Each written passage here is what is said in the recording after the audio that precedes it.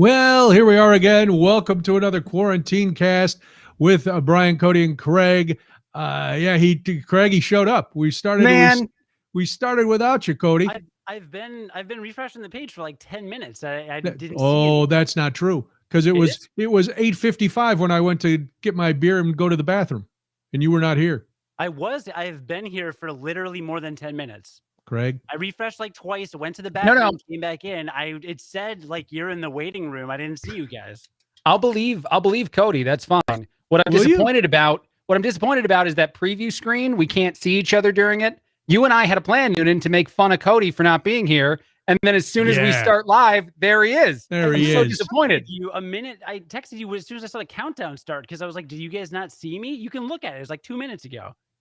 We saw an empty chair. We saw your empty room. I saw you leave your room at like 1 minute to 8. I saw you leave. I did. It wasn't working, and I was like, "Well, I'll go in the next room and grab a drink or whatever." But hold on, wait. Maybe I didn't understand the point before. Are you saying that we saw this chair, but you were in it, but we couldn't see you, and that's what you were trying to refresh, Cody? That's the scariest thing ever. Are you like Vision? Right. Well, Vision's dead.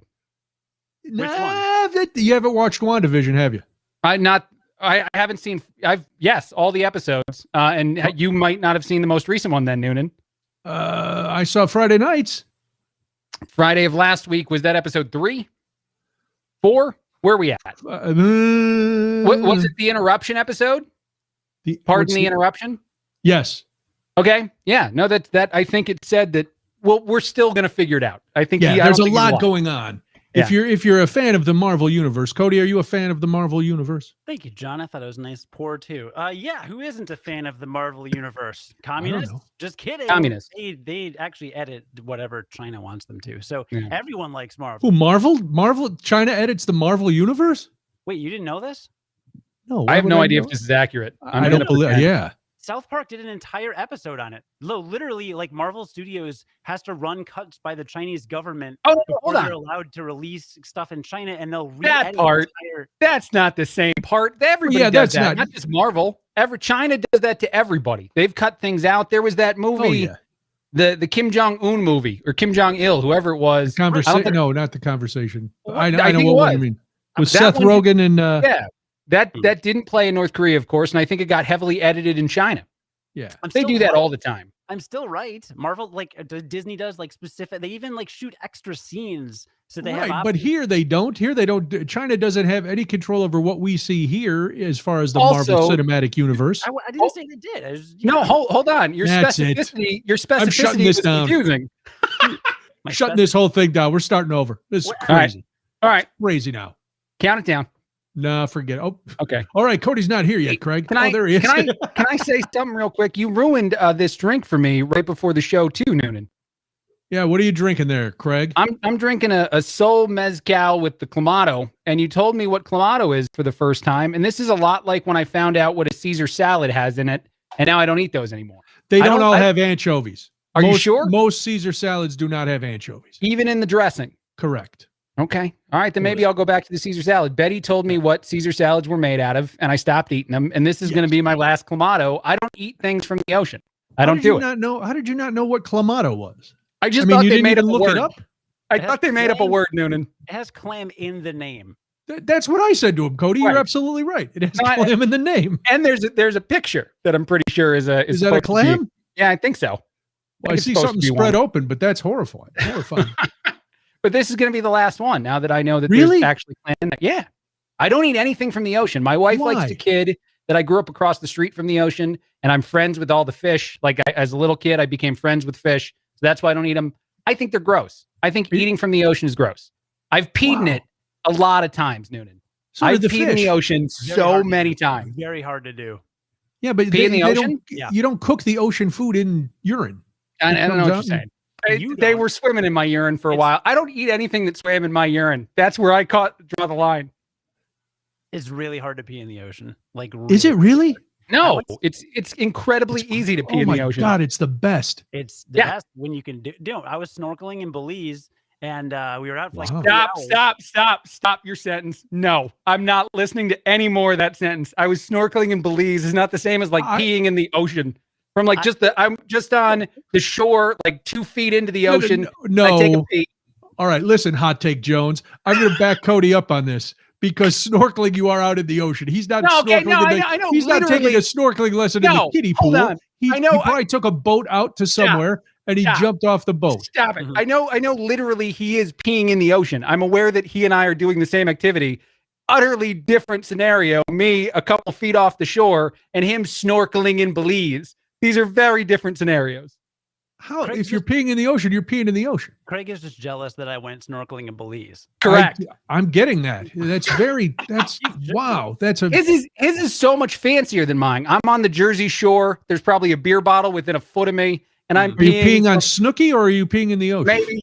Well, standing up. By the way, I'm not having to move at all. I stand. Waves hit me. I urinate. Cody is snorkeling in Belize with probably a photographer swimming next to him.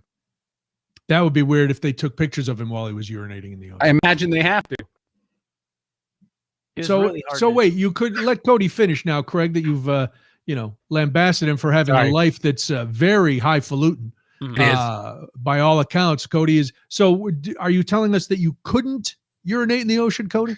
Correct. Why? I hop in the water and I'm treading water right next to the boat. And I'm like, and I had to go. I think you were trying to do the other thing. Yeah, I think, yeah. Plus you mispronounced yacht. You said boat, but what you meant was yacht. Right. Yeah. So, so I jumped off the second story of the yacht. Sure you did. I couldn't do it. I had to go. It was like one of those, like, if I don't go to the bathroom, I'm going to pee myself. Jump in the ocean. Couldn't make myself pee myself. I just couldn't make the pressure. I don't know what the deal was. I couldn't do it. I had to literally hang off the side of the boat, go above the water in order to make it go. It was very weird. Was it because Jay-Z and Beyonce were watching you? Might have been. Wow. 2/3 of this show can easily pee themselves. That's what we've learned so far. I just peed myself right now. If it makes you feel any better. And I'm sad that I have to switch drinks for my Clamato.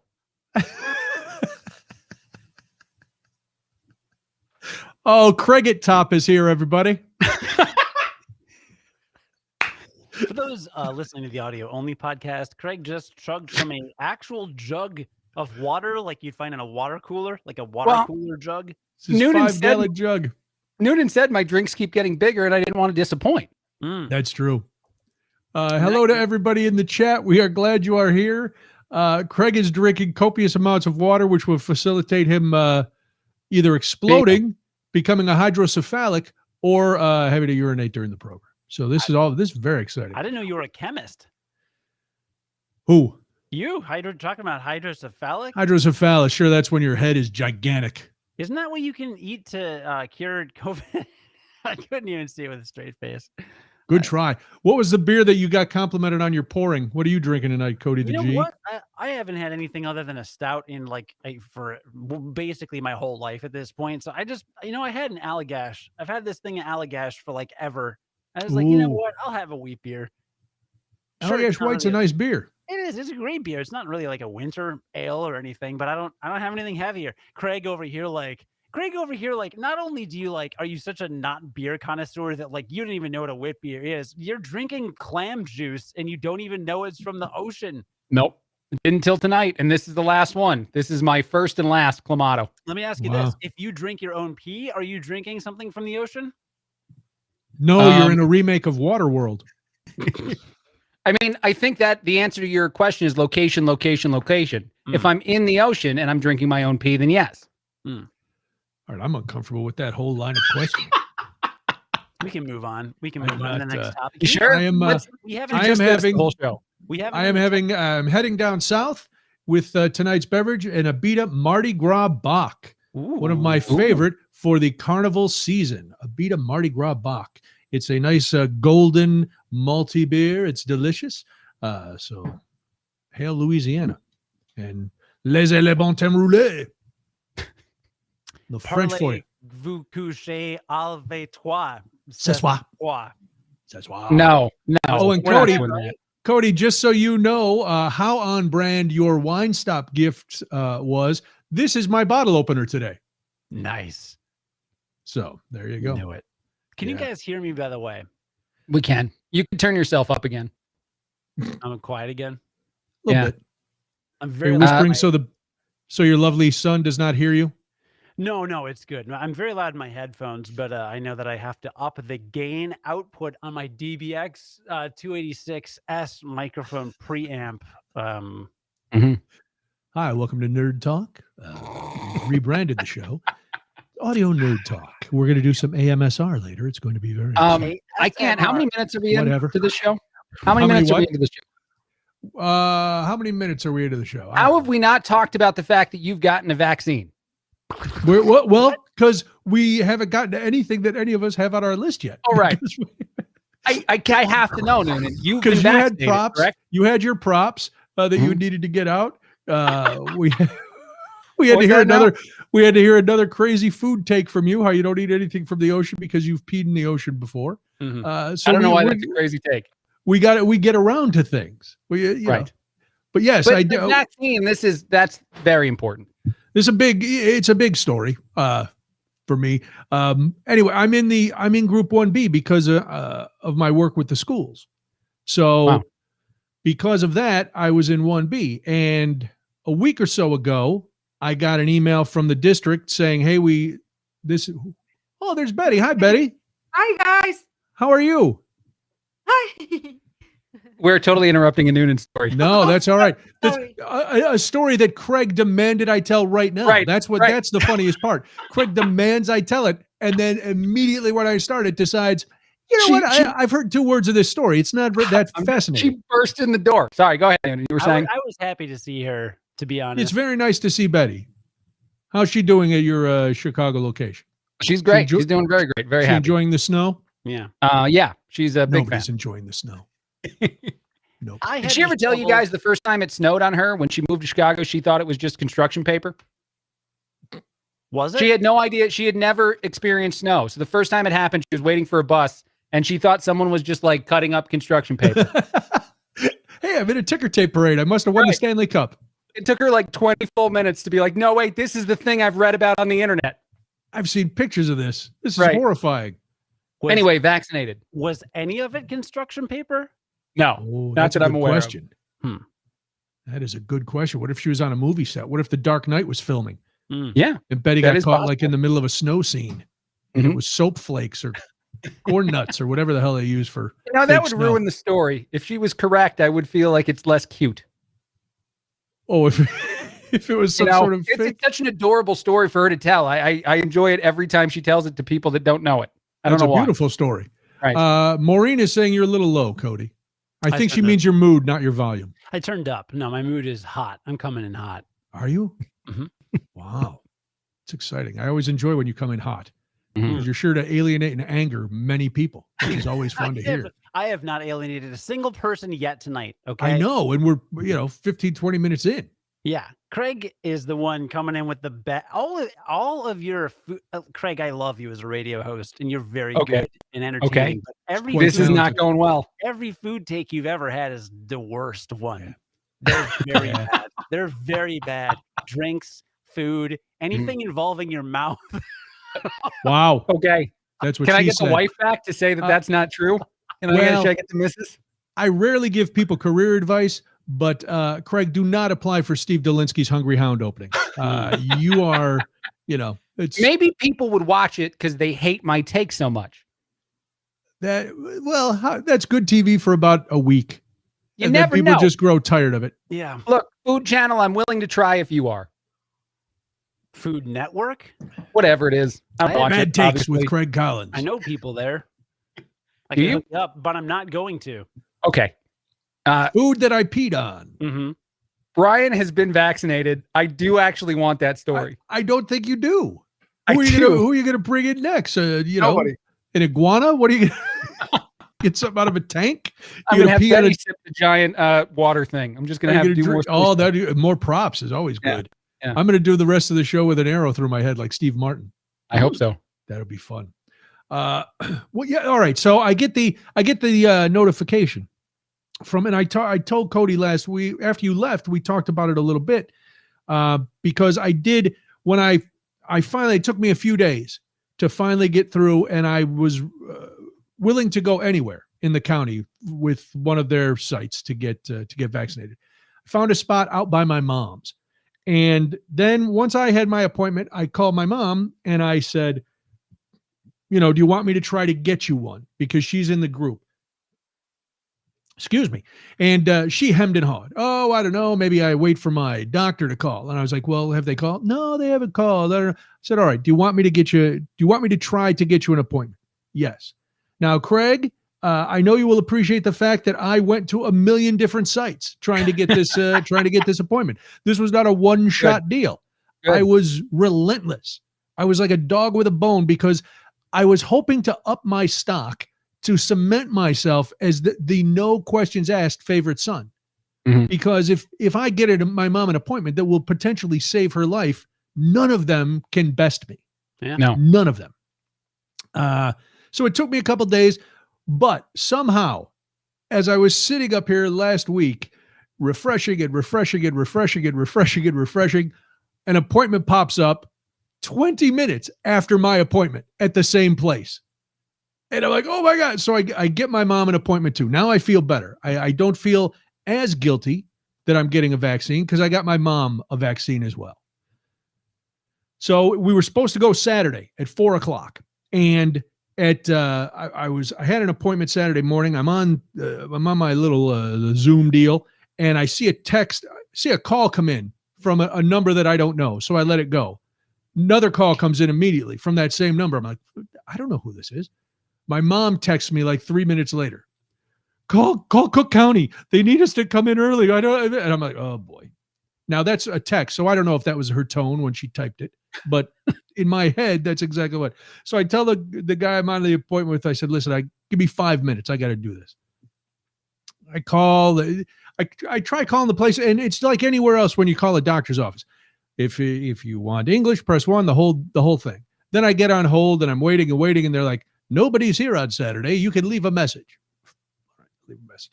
Turns out a voicemail comes in about 20 minutes later because I have AT&T, which is such great service.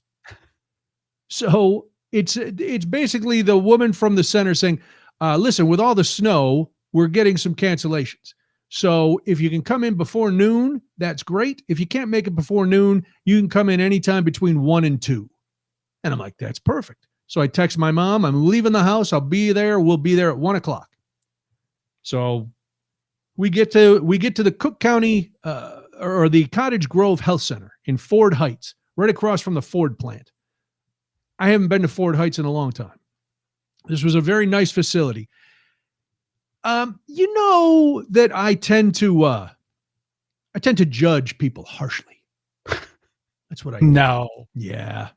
No. I never knew that. I find it weird that there's some people who the rules really just do not apply to, or they believe that the rules don't apply to them. I've never heard that. Well, I know it might be a hot take, novel concept. Some people are jerks. How about that? There's your hot take. Some people are asshats. Wow. Yeah. Who's coming in hot? It's you. Me. Well, you know why I'm hot? Give a full first and last name for the asshat that you met. I wish I could. One was male and one was female. Mm-hmm. I'm going to say, well, I don't know, but so I will say the woman who was checking people in, everybody who worked at this center was lovely. We get there and there's people coming and going. There's a lot of foot traffic, and so I drop my mom right off at the front door. I go park. I come in and I've got my letter from the school district to prove that I work there. I've got the 2 email confirmations for my appointment and my mom's appointment. You have to have your driver's license and your insurance card. So I have all that, and I'm waiting in line to get in, and people are distancing as they're supposed to.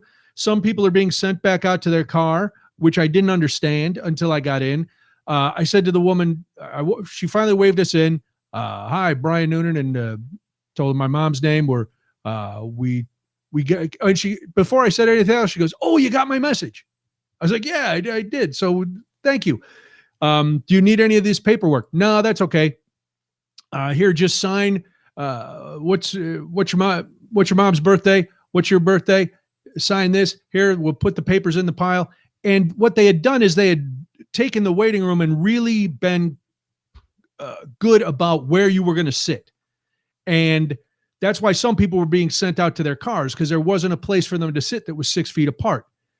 But the woman said, there's 2 seats over there on the end. So go and you and your mom sit over in those seats. So we sat for a little while, and they were calling people in, and they call our name, and we go, they're calling people in 3 at a time. We go back, and there's 3 National Guards people sitting at computers. And so everybody goes to one, and you give them your insurance card, and they're very businesslike, these National Guard people. Oh yeah, National Guard. Wow. Yeah. Oh yeah, man. They were popping some caps. Somebody got out of line. The assumption that someone would like sneak in and shoot themselves with a vaccine? No, that's the National Guard is being used in a lot of these big, in the county sites and the big mass vaccination sites. Just their medical, like the non-medical guys and ladies, National Guards people, were working the computers. Mm-hmm. The actual people giving the vaccinations, and everybody had the cross on their arm, so they were medical. They're part of the medical team. Got it. So there's no actual person with a gun. Well, they're all strapped. It's National Guard. They're not. There's weaponry all over. It's heavily armed. They're not a squirt gun, Craig. Right. Come on. Does it feel different getting a shot from someone who also has a gun on them? Like, does that feel any different than a regular doctor? I love it. It seems more lethal. It seems like this shot is serious. Because if it doesn't, if the needle doesn't go in, they're just going to drop you down and right, 2 in the back of the head. Yeah, they're going to give you the old Yeller treatment. Mm-hmm. So I love it. We sign in, everything's good. I go, I sit down. The guy, guy tells me, all right, you're getting the Pfizer vaccine. Okay. And there's a guy who's like hovering around. And when the guy who was going to give me the vaccine handed me my card, the other guy goes, can I see that for a minute, sir? And I love it. Everybody calls you sir because, they're National Guard. So it's sir. Oh, yeah, sir. I had him to. I don't know till later. He is watching everybody get vaccinated. And the minute they vaccinate you, he starts a time. He writes down what time you got the needle stuck in your arm. Because once you get it, which I'll be honest, didn't hurt. The guy giving me the vaccination, fast, easy, nothing, bang. It was in, threw a Band-Aid on me, said, all right, sir, now go sit over there. So then they sit you down for 15 minutes to make sure you don't go into shock or turn into a zombie or poop your pants or whatever you're going to do if you get vaccinated and have a reaction. Yeah, and that's normal for any vaccine. They do that the flu vaccine as well. Right. And like tetanus shots, stuff like that. Because I got a tetanus boost or whatever when I saw my doctor in December, because it had been almost 10 years, but I have a newborn, so he's like, it's close enough. You should do this. Yeah, you're gonna get sliced up. Gonna be spraying blood all over. Did your doctor have a gun on him? He did. Okay. Did he? So did I. Yeah, we did it at a firing range clinic. It's a new type of thing where you not only get medical attention, but you can shoot at each other if you don't like the way that the appointment goes. That would be my favorite thing. At this level, they're not offering it because it's people over 65. But as younger people are more available to get the vaccine, they're offering the chance for you to be dart gunned. Right. That's what I pictured. Yeah, so they'll just set you loose in a field, and the National Guard will shoot the vaccine right into your ass. So it's gonna be terrific. Do we run away from it, or because we want the vaccine inevitably? I don't want to win. Yeah, but it's more fun. You can run. Yeah. They set up a little course, so you can't just run wild forever. It's like a little obstacle thing. And as you come over a barrel, and they blow gun you. Right. This would be a great new episode of American Gladiators if we had young people do this with like laser and taser as the guy shooting us. Yeah, laser and taser, give it the vaccines. Right. Sally says Joliet is using off-duty firemen and EMTs to give the vaccine at the Joliet West Fieldhouse. They're doing all the teachers in the area. My husband went to a lot of sites too. We got our first shot on Friday. Gene, congratulations. Very good. Tammy says her family had COVID over a month ago and they're still sick. Yeah, Yikes. I don't want to mess with it. So my email had said they were supposed to give us our second appointment when I got our first shot. Well, that wasn't the case. Here's my only problem with the county. So they gave us a piece of paper and it's got a QR code on it, and the website is typed down and there's a phone number. And the guys were very nice. And I say guys because once I was inside the room, everybody doing the vaccinations and the guy keeping time, they were all men. So when I say guys, there were National Guard women. Sexist. Sorry. Listen, I didn't make up who could give the shots.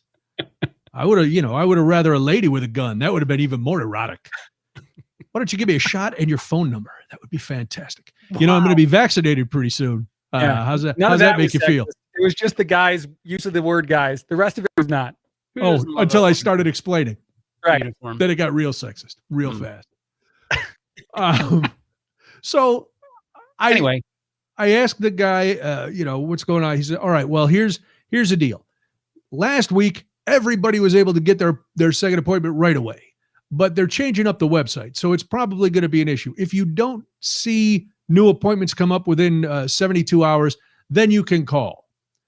So we get our shots on Saturday. On Monday, I'm looking, and there's no appointments coming up at all in February. You're supposed to wait 21 to 28 days. Now, the CDC has said you can stretch that out to 42 days if there's no way that you can get your shot within 21 to 28 days, your second shot, you can take it up to 42 days. So I was like, all right, well, there were appointments at the beginning of March, so let me take one of those. But I'm going to call the clinic and see. The number that was printed on the paper that they gave us at the clinic, not a legit number. Just keep saying, the number cannot be reached as dialed. Please check your number and call again. And I'm like, well, maybe I misdialed. I got big ham fingers.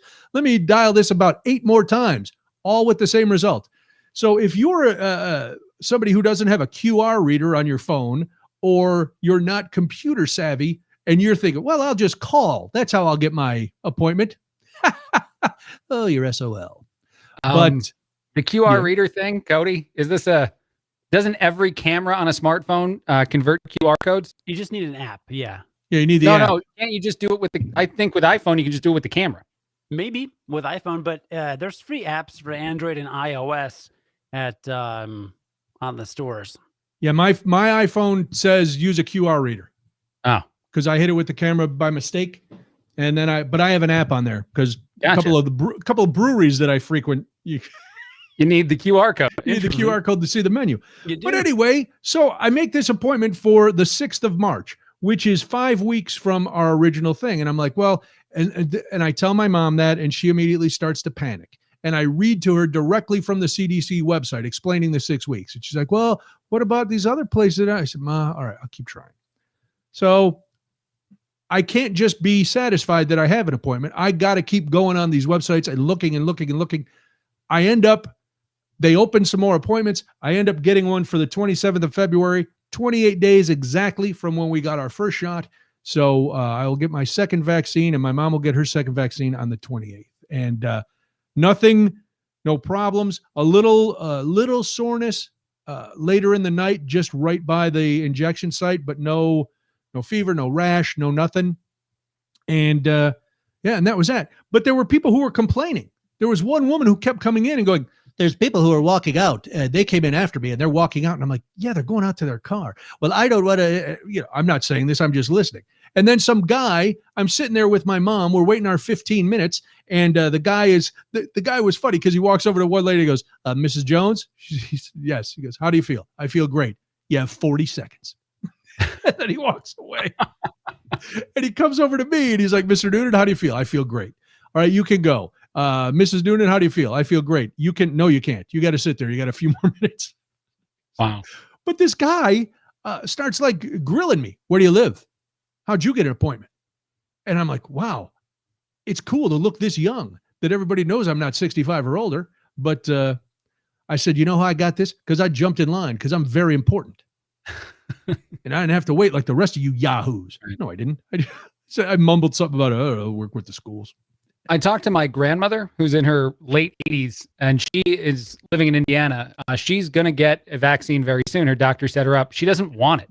She's like, I don't want it. It's too much work. I don't want to go. My grandmother is lovely, and I don't think she'd ever be mean about it, but she might be someone in line that you just described that may have a couple less than positive things to say while going through the process. Could be. Mike says mom is 79 with lung issues, can't get an appointment or even on a list. Sorry. I'm not going to say this is going to work for everybody, but I do know somebody who this happened to. He called me yesterday. He went to one of the sites at the end of the day. He went to a smaller one, the one that we actually went to. And at the end of the day, he just walked in and he said, hey, any chance that you're going to have an extra dose at the end of the day? And the woman was like, well, I don't think so. We have 10 left. And I think those people are going to show up. And he's like, oh, okay. That's all right. I'm going to run to the restroom. Okay, sure. He came out of the restroom and the security guard went, I think you're in luck. I think she's got one for you. So he got one just because he showed up. I'm not saying that works. I know when we were there Saturday, there were a lot of people asking that, and they had a waiting list that the woman said was 8 pages long. I know some of the Walgreens have been putting people on lists, or they were before they opened up their site. That's how my aunt got in, because she was on their list, and they called her at the end of the day and said, hey, if you can get over here, we've got a couple extra doses. And she's 79, 80.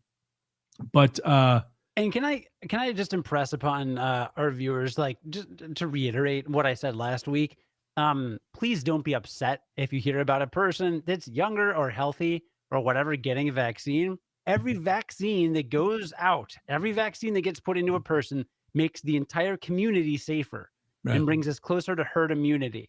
It's even not, OJ's. It's not, that vaccine went to that 20-year-old that saved that person's life. No, it saved that person's life and the lives of a lot of people around that person and helped quell the spread of this thing. So I know, like, you may be watching and you're like, well, I'm jealous of the people getting it or whatever, but like, the goal is to get everybody to get it, right? Yeah. And right now the government is being like, we'll prioritize the people who personally probably are at the most risk. But like, at the end of the day, the goal is to get everybody to get this thing.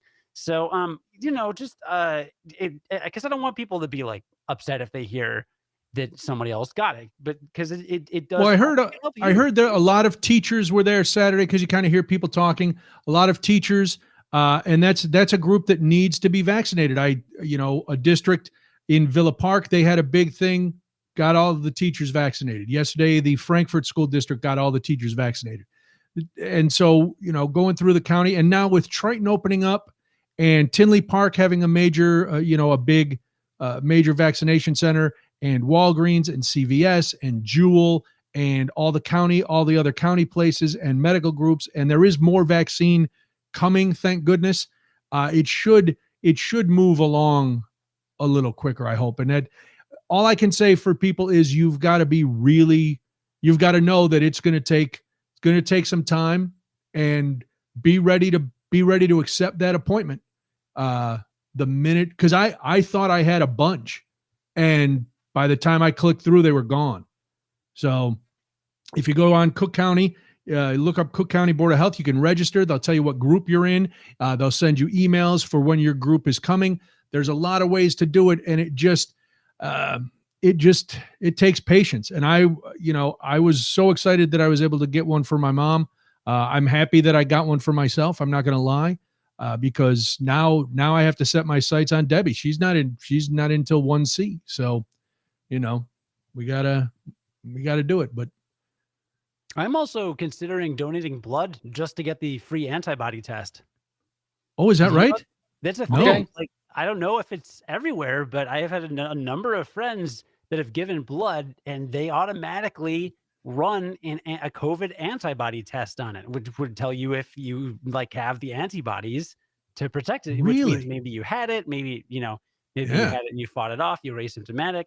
So I'm considering just going to the clinic and donating blood. Like, what if my wife and I walk in and we just give blood? A, that's good. It's very good. Yeah. People.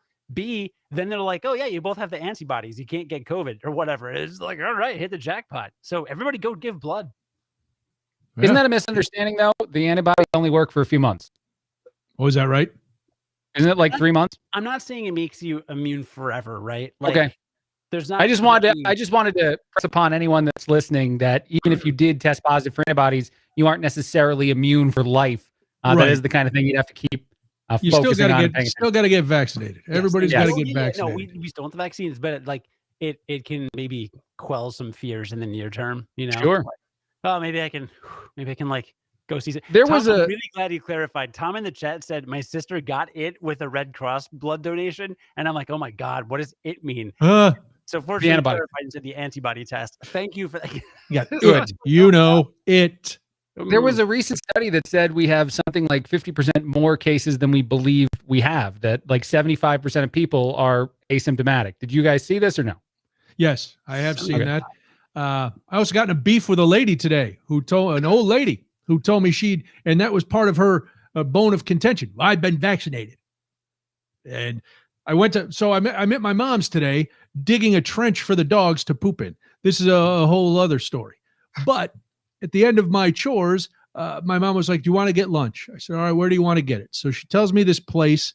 It's very popular with the older folks. It's a breakfast and lunch place. It's one of those places where the waiters and waitresses have been there forever. They know the regulars that come in, and the old people love it. The food's good. It's a fine joint. Huh? So you went to Perkins? No, I went to IHOP. An independently owned neighborhood establishment. Okay. No chains for mom. Is that real? Huh? Does she not do chains, or you're just fancy? That's such a terrible food take. Oh my God, that food take is the worst. What? No chains for mom? That is terrible. Not going to a chain just because it's a chain. Wow. No, I'm kidding. We're supporting local business, Craig. It's a pandemic. You know, we got to keep these places open. Right. Although people who live in your community work at the chains too, and if you don't go to those, they're all going to get fired. I don't know if you remember who you're talking to. I'm the guy who went to Burger King when he was bleeding out. So I got nothing against chains. I go to chains. I'm just saying right now, my mom enjoyed herself a local treat. That's all. There you go. So I'm going to pick it up, and I will say this place always really good. So I go in, and the ladies, I say, dude, here's your food. As I'm waiting to pay, this older woman comes up, and by older, she's older than me. So she's in her 70s, let's say. She walks up to me, and I wish I was exaggerating to tell you she got this close. She was within 6 inches of my arm. All right. And she's not wearing a mask.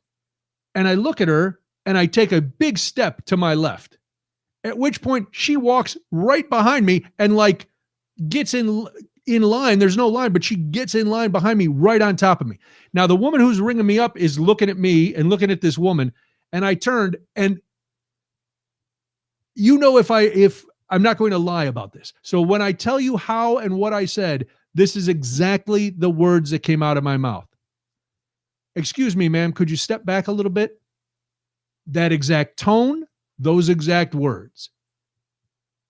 Well, I've already been vaccinated. At that point, I feel no more need to be civil. I go, I don't care. She says to her friend, Betty, back up. This guy's nervous. And I go, no, this guy's doing what he's supposed to do. Oh, well, I'm older than you. Just quiet. Be quiet. Just shut up and be quiet.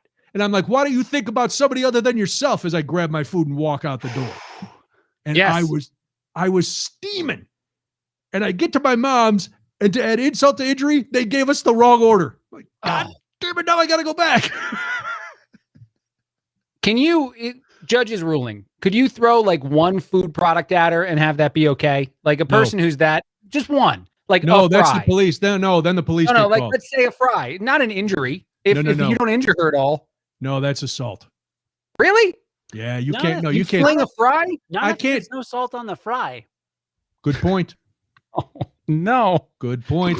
His dad jokes are happening so often now. I cannot throw anything at an old woman without law enforcement being called. Nothing except a cutting remark, which I threw with unparalleled accuracy. She's been vaccinated. I don't think she's the kind of person to feign injury after being hit in the face with a French fry. Dude, Greg, what if she used to be a hockey player? And what if she came up and pulled my jacket over my head and just started wailing on me? Assault. Then you're allowed to sue her. This is what I just heard. No, I'm not. Listen, there's no way I'm throwing anything at an old woman. Pepper. Mike, this is a good idea. Pepper. No. Not even really an object. I peppered her with insults. Does that count? I was just curious if you could have been if it would have been socially acceptable to hit her with one French fry during a pandemic with her being that aggressively in your face. No. Okay. All right. Good to know. This is good. I'm checking it off the list of things I can't do during the pandemic. And I didn't swear at her. But then I go back And the woman, first of all, the old woman was gone. She and her vaccination had hightailed it out of there. Wow. But the woman who rang me up was very apologetic about the food. And then I said, listen, I want to apologize if I raised my voice a little before. She goes, no, you were absolutely right. That woman was right on top of you. And I saw you move. And then she got right behind you. And I kept thinking, why is she doing that? Like, she needs to be hit with a French fry. Right. Mm-hmm. Why is she doing that? Right. But I'm older than you, so be quiet. Easy, Granny. Before I snap your hip. Can't she technically get you sick if she's been vaccinated? Yes. I just read an article from some medical people, and it said, what should I do once I'm vaccinated? And they all said, pretend you haven't been vaccinated. Still do the exact same thing. Wear a mask, stay 6 feet away from people, because you can still pass it on if you have it. Mm-hmm. So anyway, there's me telling off an old lady. I'm not proud of it, but and I told my mom's like, well, I thought you were, aren't you trying to be calm? You got to let stuff go. I said, Ma, I can let stuff go. We're having lunch now and forgetting about it, but I'm not going to roll over when somebody's being a complete ass to me. Mm-hmm. I don't think I overreacted at all. Had I turned around and gone, listen, lady, back up 6 feet. Because everybody who works in the restaurant had a mask. They had big stickers on the floor. Please stay 6 feet apart. This woman not wearing a mask because she's old and she can do what she wants. It's like Grandpa Simpson saying, I've lived a long life and I'm entitled to do whatever I want. Oh, okay. Did you consider leaving and going to Popeyes and getting some free chicken tenders in honor of GameStop? No, I saw that. Did you do that today? No, I should have. I regret not doing it. Did you, Craig? I wish I had, though. Yeah, no. Giving out free check. Craig, you did make an excellent point. When you support a chain, you're supporting the people in your local community that work in that chain. And I think that speaks to everyone. And I think that the clear takeaway is everyone should go to their local GameStop and support it and buy a bunch of products and hopefully make the company more profitable. I have no skin in this game other than the stock that I own, but please go Did you go into that? Are you part of that Reddit group? Are you kidding, Brian? I am When? What were you in at? Give us the number. Not going to tell you. No. Did you make money? Let's see. What are they at now? Let's check. They dropped today. Oh, I know. They've been dropping a lot. And AMC did not hit the moon like everyone was saying it was going to. AMC was never going to hit the moon. That whole thing is stupid. I can explain why. Yeah, I'm down more thousands of dollars, but what is money? Money is a social construct that we all just buy into, right? Like, what is money? Does it matter? It doesn't. No, doesn't matter. Doesn't matter. It does matter. No, don't take this away from him right now. It doesn't. No? You're right. Let him go. Logically, it doesn't matter. You're right, Cody. Money doesn't matter. Mm-hmm. It's not important. I didn't buy any GameStop stock. No, it was done. All right, look, on Wall Street Bets, like they had a thesis for GameStop. They're like, it's 130% shorted. It has to have a squeeze. There was no such logic behind AMC or BlackBerry. Like they were shorted, but they weren't at 130% of the float. So like COTS headphones. The entire thesis of the entire thing was like GameStop is an extremely specific situation that will never be replicated. And then people conflated it and then got AMC and BlackBerry and Nokia and all these other companies where that wasn't the fundamental math behind what was happening. So it was weird. Then you've got like the Wall Street Journal doing push notifications and CNBC being like, oh, Wall Street Bets now eyeing silver. No, they weren't. I'm a journalist and I use Reddit every day. And no one on Wall Street Bets was pushing silver. In fact, they were all specifically saying not to buy silver because that was stupid and it was fake news. Which wow, and the weird thing is, Craig went all in on silver. Oh my God, I did. It was thank you, Marta. You haven't lost money till you've sold the stock. So you call me a thousandaire. Really, good for you. Yeah. Anyway, if I had that kind of money to burn, I would have been in there. Hey, look. Brian, you gave me a hard time 2 weeks ago for which not time? Thousands, but specifically 2 weeks ago, you gave me a hard time for not really wanting to get into the big story of the day was the Capitol thing. But we wouldn't have even talked about GameStop last week if I hadn't brought it up. And that was a pretty big story this week, wouldn't you say? Well, it was a huge story last week. Yeah. No, it was a very big story. I'm not so bad. I'm not so bad. I'm mostly bad. Oh boy, here we go. I'm mostly bad, but I'm not so bad. Right, Craig? Craig, do me a favor and untie the boat because Cody wants to go fishing for compliments. Craig, take your pants off. Craig's peeing in the ocean. He's all froze up. He's gone. He's all froze up. He's all froze up. I'm Craig peeing What in the happened to Craig? ocean. He's all froze up. Hey, you unfroze? I think I fixed it. Was it the Clamato? Were you eating pee? No, I think that, I had a connection issue, but I fixed it. Well, now you are connected. You look good. You sound good. Was I breaking out the show earlier? No. Your video froze a couple times, but Craig, I think we all have a connection issue. In these unprecedented times, in these challenging times, these difficult, unprecedented. Favorite. They are difficultly unprecedented. Going. They are unprecedentedly difficult. The only way for us to be better as a society is to get through this connection issue and be connected once again. And that's only going to happen if we all get vaccinated. Cody Gough for president. At GameStop, and go to GameStop and buy everything that we can afford from GameStop, please. That's how GameStop actually capitalizes. They start giving out vaccines at GameStop. Boom, situation fixed. Power to the but player. Only to cosplayers. You have LARPs. The doctors dress up, you dress up, everybody. If you don't look like some sort of alien, you don't get a shot. Boom. How I'm a lamp. Give me a vax. Grandma, so she can get her vaccine. That would be the best thing this world ever gave us. Yeah. You gonna leave that out for a long time? I deserve a vaccine. I'm LARPing as a lamp. You do deserve a vaccine. Thank you. I'm a lamp. I want to see you LARP as something else. It got awkward. It is. It's very awkward. What do you want? What do you got?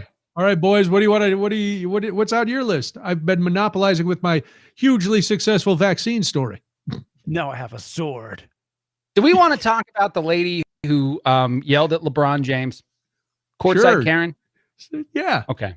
Courtside Karen.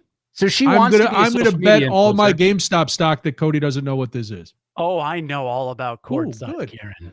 It's on the Twitter, Noonan. He knows about it. Google Courtside Karen Rule 34.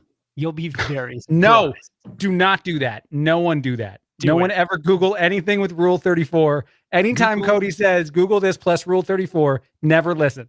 Always Google Rule 34. Noonan, don't Google it now. Noonan, I see you Googling. You're screening up writer. It means you're Googling. It's the 34th rule of the internet. It's the don't do it. Of the internet. Do you know what the rule is, Noonan? Internet? No. Don't Google it. Yep. Well, now I have to Google it. No, don't do it. You can do this later on your own time. I'm gonna write it down. All right. Okay. So talk about let's see. Karen. Okay, so Courtside Karen is this lady. Anybody that doesn't know, she wants to be a social media influencer, I believe. She's in her 20s. She's married to some guy.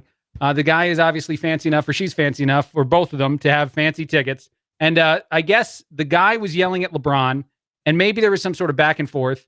And LeBron said, what did he say? I know that The Athletic actually dove in, like, you old steroid ass, I think is all LeBron said.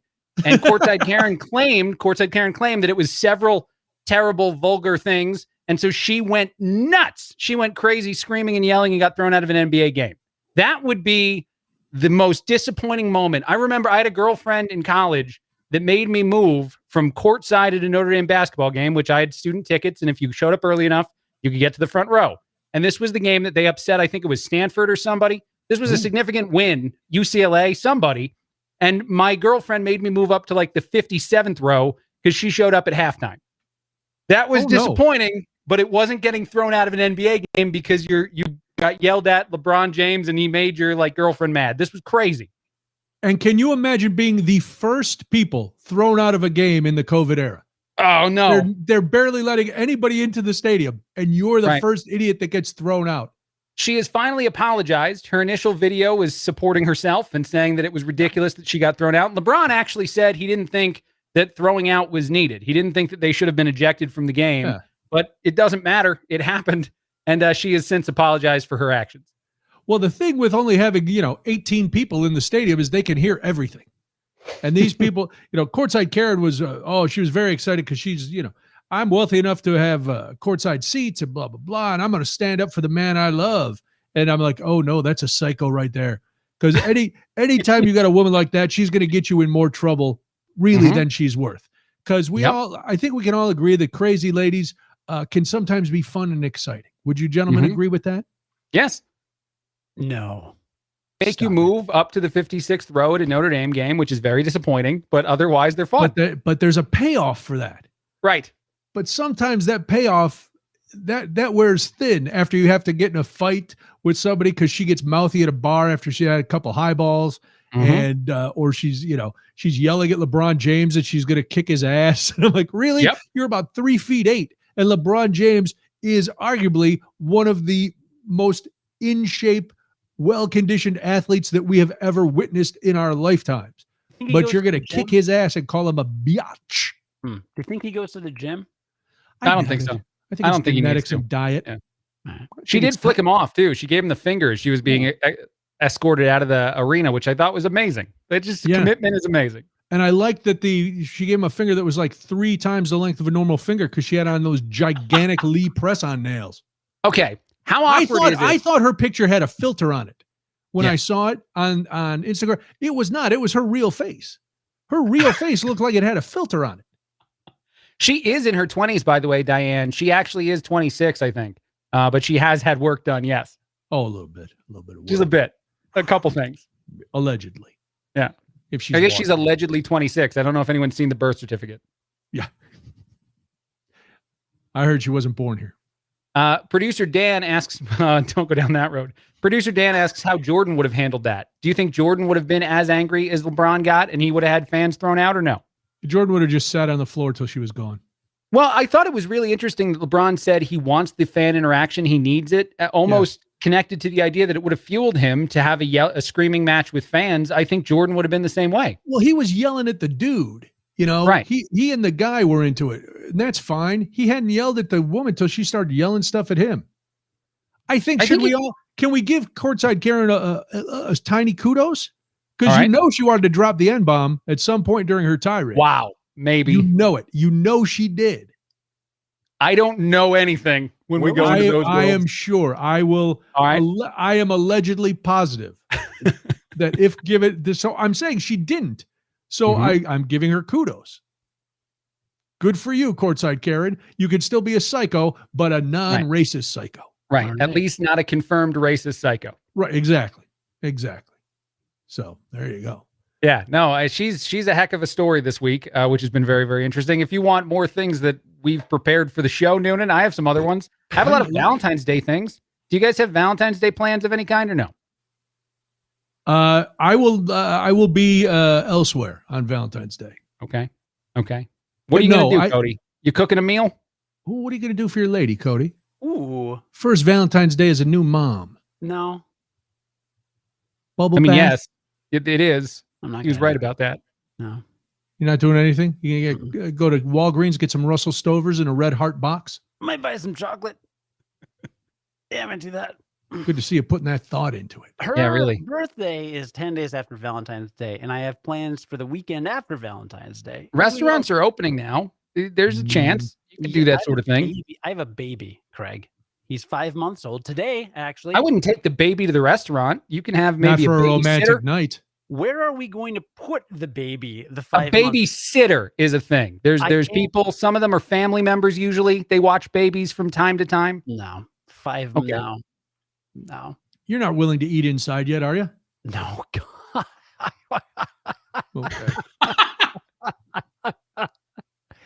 No. Social distancing, not that kind of stuff. God, I will not at all. die if I eat inside. The science is the science. I don't even eat inside, Craig, at my house. I saw a headline today, New Jersey opening up restaurants. The science still unsure if that's a good idea. Yeah, science still not sure. Science knows that it's not a good idea. It's dumb. No, what's listen, worse and if New Jersey's giving pause. Hey now. You can eat out indoors in New Jersey and be safe if the tent is constructed over the ocean and you pee in the ocean as you're eating. I knew it. That's so true. Right. So it's the circle of life. You're taking in and you're putting out. You are becoming one with the earth. They only serve vegan dishes. You can only eat quinoa and kale. And so it is from the earth to the earth. And let me ask you this, Craig. Do you think in Jersey they even have quinoa and kale? I don't think so. At least we don't use the right name. We call it something we mispronounce it for sure. Yeah, it's lettuce on your hoagie. That's your. Yeah. We have never said the word hoagie. I have never spoken. What do you guys word. have? Subs? Hoagies is a Philly thing. Yes, subs is a thing. I know what a sub sandwich is. Yes. Sandwich? Do you get a sandwich? It's Cipriali's Meats. I'm fielding questions now. Cody, the next one's from you. What is it? I want to know if you celebrate Valentine's Day with your wife, who comes from a place that doesn't have a Valentine's Day, to my knowledge. Yeah, actually, I don't even know if that's a Mexican thing at all. I've never asked. I've always just assumed she knew what it was. We went on a date like 2 weeks into our relationship that was on Valentine's Day, and I like splurged. I did the works. I fancy restaurant, fancy meal, all that stuff. I'm going to try to cook her something. I'm not a good cook. I've talked about it a bunch on the radio. Yes. She loves fish. And as we spoke earlier, my fish and I, we get along in a different way, but I am going to try to prepare her a meal that is a very fish heavy. It's actually somewhat easy. She loves shrimp. So a lot of it will be like shrimp cocktail things. But then there will be a little bit of salmon too. So this is the attempt for the Valentine's Day. It's easy in the oven. I want to have some sort of impact on it. So it seems like I tried hard. So I do have a recipe and like, you got to do some other stuff, but yes, eventually it just goes in the oven. Yeah, it just goes in the oven. You season it, put it in the oven. You're cooked. But you don't want to say it's easy, Noonan. I want to make it sound hard. No, but I want the appreciative. The effort is there and the thought is there. So you don't have to go through a recipe that's 87 steps. You can make something that's simple and yet delicious and shows that you thought of her. I'm going to drizzle some seasoning on it. I believe that's the end of the recipe. You drizzle that on there. Are you going to make her eat out of a pot or will you actually let her use a plate? It is her choice. The pot will be served to her, but if she needs a plate, I can go ahead and get one. Well, I don't know how much you cook. And from what you've told us, not much. When a pan comes out of the oven, it is extremely hot. Mm-hmm. So in order to serve fish hot, you'd probably have to put it on a different pan or on a plate. Okay. That's just, and you don't have to. You don't have to. But I'm just, as a guy who cooks for his lady all the time, I let her eat off plates. Wait, what is the fanciest thing you've ever made for your lady? Oh, come on. I mean, I make full Thanksgiving dinners, full Christmas dinners, beef tenderloin, and all kinds of stuff. I hate the way you just said, come on. It's like I'm bad as a husband for not doing this now. No. It's like you're bad not knowing how prolific of a cooker Brian is. He barbecues and smokes things and does things with grills that I don't know. I do a lot of, good, but not really complex. I made her a homemade gumbo a couple months ago. All right. I have a follow-up. I'm very curious now. Whose meal is more valuable then? Noonan's, if he made one for his wife, which would taste much, much better than mine, or mine, which is going to be much, much harder for me to do because I have no idea what I'm doing. Which one has more value? We have to pick. There has to be a winner, Noonan. Is it yours, since it's going to be much better tasting, or mine, because the effort is there?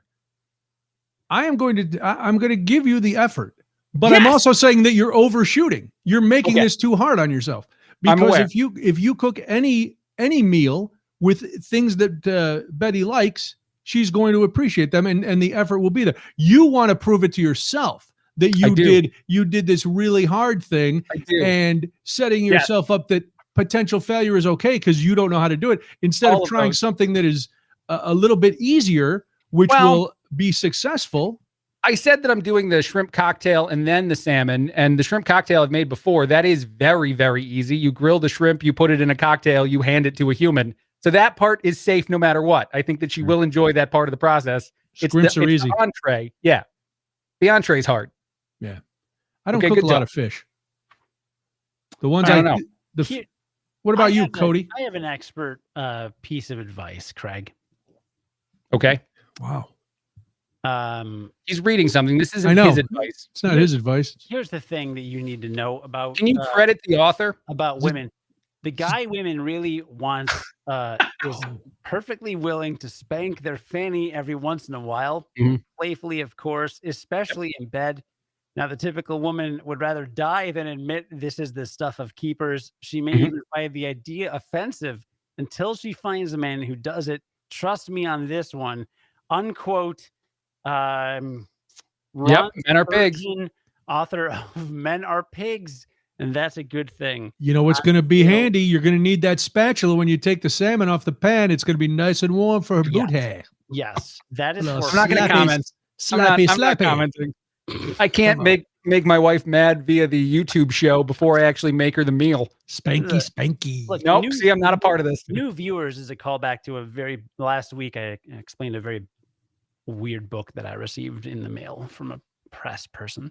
That apparently he's been reading for an entire week now and actually might be kind of a fan of. No, yeah, he's taking it. That's his new coda. Shifting gears to not get us all in trouble. Well, hold on. Sally says just follow the recipe and you'll be fine. And I agree with Sally. Okay. You can read, can't you? I can. I don't know if I can follow directions. I can read. I get a little arrogant. How do you not follow directions? Well, sure. I get arrogant in the process. process. A minute. You get arrogant. Hold on, Cody. This is new. This is new. There's a truth bomb here. I know. I'm not that kind of guy. I'm very humble. Craig, I don't. Wow. You just get arrogant in the kitchen? I don't have strong opinions on anything, and yet sometimes while reading directions for a recipe, I think maybe I could do it better, and I start to go off book. So do it. Cooking. All right, I'm going to do it. Not a science. If you're baking, then you're an idiot. Oh, put in an extra 3 cups of milk. Not going to end well, right? Put in an extra. I love 3 leches cake. Put an extra half stick of butter in your scrambled eggs. No one's going to complain about that. Just make your scrambled eggs with a full stick of butter in the morning. Literally put a full. I will do this. I will do this on Valentine's Day. I will put a stick of butter in the pan, melt it, and then put in like 10 eggs, all whipped up. I'll pour in about a half cup of milk, maybe a full cup if I want to make it really fluffy. Stir it up, put some cheese on that. I call it the dairy love boat.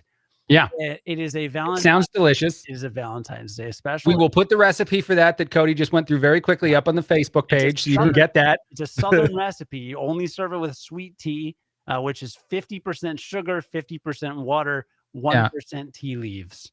I want the full barometer of how bad of a cook I am. I just learned how to make scrambled eggs last year for the missus. I just figured out how that process works. And I did go off book and not listen to the recipe and did make very soupy eggs a couple times. That is me 2 months ago. Here's my tip. Follow the recipe the first time. And then you taste it and you go, okay, all right, this is, and you gotta have the baking. signature. Baking, you can't mess up. Baking, you gotta follow recipes to the you have to create a signature dish. It's like anything else you do. I understand that. Like if I were a contestant on The Voice, I don't sing the song like the artist. I sing it like me. Right. And that's why you go home. And somebody who studies it and makes it a little more palatable, they get to go to Hollywood. Everybody's telling me the same advice. I'm not listening to anyone, but I'm not an arrogant person. This is a very humble person ignoring everyone's advice. I agree. I agree with Marta. And that's what I was trying to say to him, Marta, but he doesn't want to listen. Once you know how to make something, then you can change it. Then you can add and subtract and do something else. That Curiosity once covered a story about how failure is the best way to learn. I think there was something like that. Probably. Actually, the best way to learn is teaching someone else. That's true. It's called the Temin effect, I think. No, that's a different one. I don't remember the name of the rule, but the best way to learn something is to teach someone else how to do it, actually. Right. But here's the thing. This is his Valentine's Day dinner. It's got to be edible. Cocktail.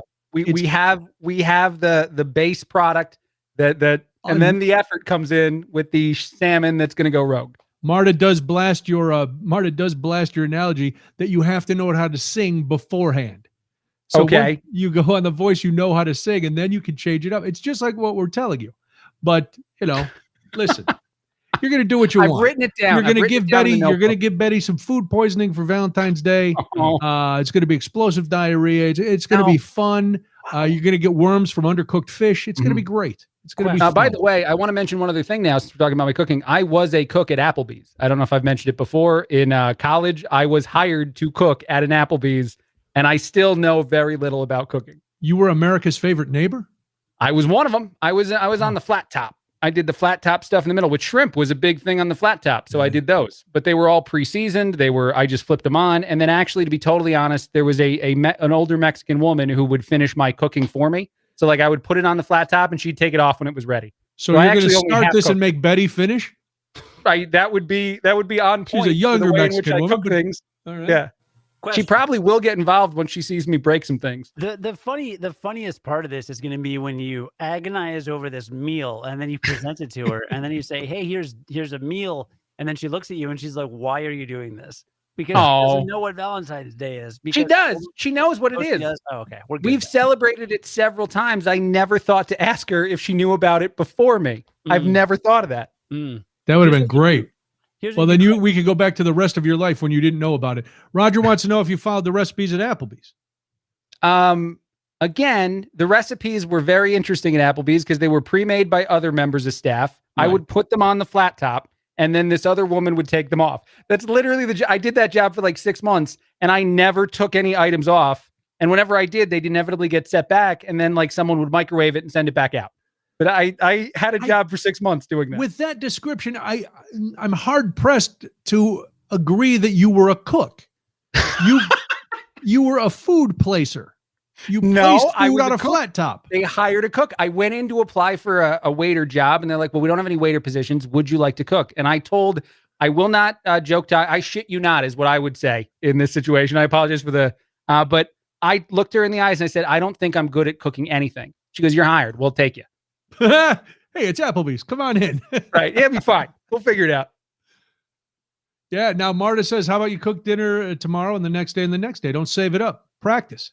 No, see, Betty's a really good cook. So it's almost the judge there is like, we could have a really delicious meal tonight.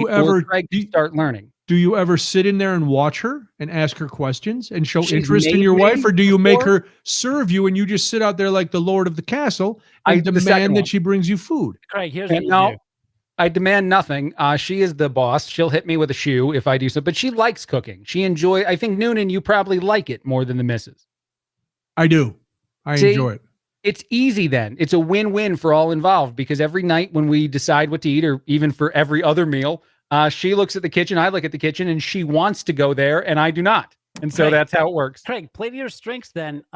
Do something, right? She's good at cooking and likes it. You're not, apparently, and don't. So just, dude, make like, what are you good at? You're good at radio, right? Record like an hour-long profession of your love and like make it really cute and like all these bullet points, then give it to her and be like, "Hey, I made a podcast for you." Make it really sweet. Or cut up a bunch of construction paper and fling it all over. You can make like a sandwich. It doesn't matter what you give her. Just like recreate the experience of the snow. Dude, yeah, you got this. You got this. I'm going to make the salmon and I'm going to go off book and I will report back after that happens. Bye, Cody. Good luck. Thank you. Roger says he likes cooking and baking. I actually got to go get some insulin. I'll be right back. Oh, my Lord. Are you all right? Yeah, I'm diabetic though. Oh, okay. Well, we'll see if he comes back, I guess. We intuited that from you had to go get insulin. Not that. No, I didn't. I was like, maybe he just loves insulin. But I forgot. That could be. Who doesn't like insulin? Who does? Right.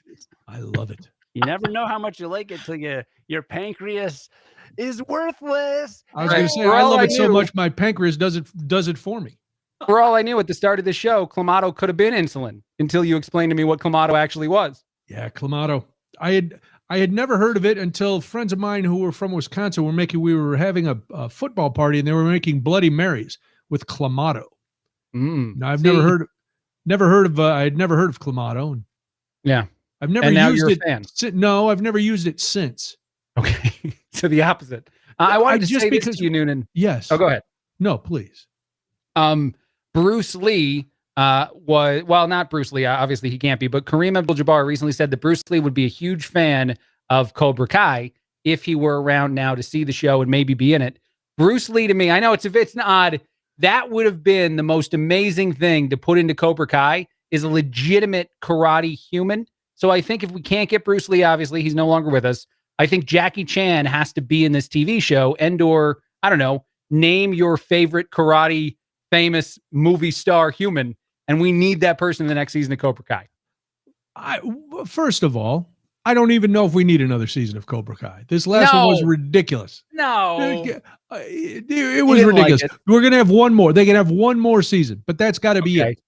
Because I had reviewed this before on the show for anyone that does not remember that, which I assume is everyone. And I said that I liked it, even though it probably wasn't as well written as the first season, because the nostalgia is still there. You didn't like it, Noonan? this third season was ridiculous. Only because, first of all, and I watched all the episodes. I enjoyed it. But as I'm watching the third season, I'm like, wait a minute. I know it's a goofy show, but are we going to keep straining reality this much that somebody kicked a kid over a balcony at a school and broke his neck and put him in a coma, and all they did was ban karate. That was Hold on, the kid went to jail. Robbie went to prison. He did, but nobody else. There doesn't seem to be anything else. It's all like, oh wow, Marta is not a fan of the Cobra Kai. Cobra Kai. Now it's, did we need to see Kreese's backstory this time? I don't know. John Kreese. They're all just there's no consequences. It's almost like Cobra Kai is the Republican Party. There are no consequences for their actions. Oh, you want to shift it? Well, No, I don't want to shift it.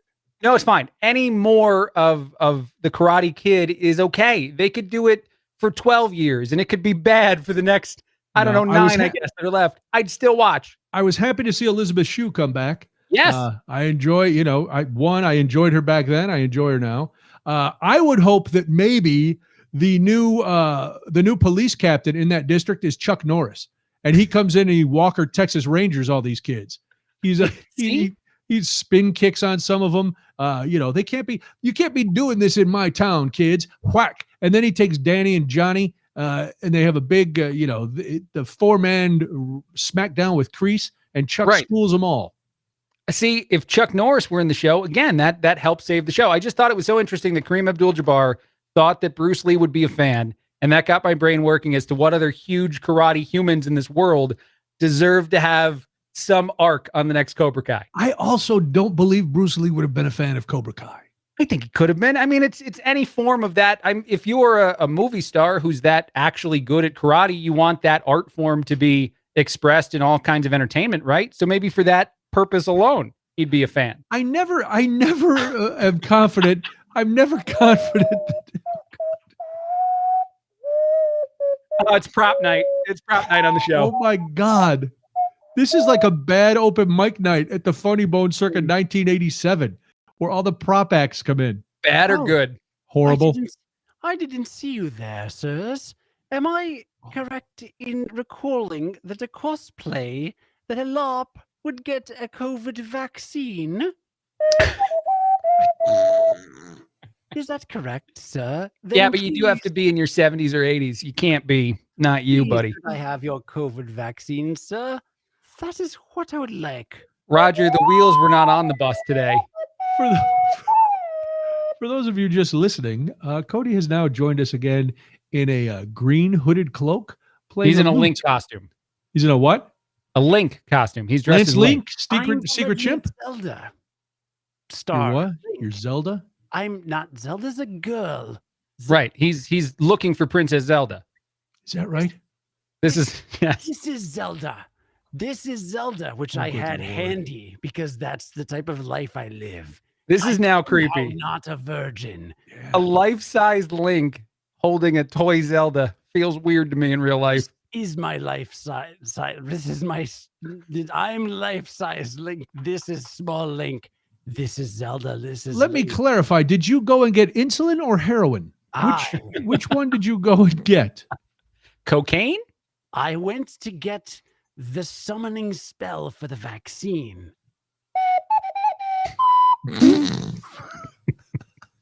It has been oh man.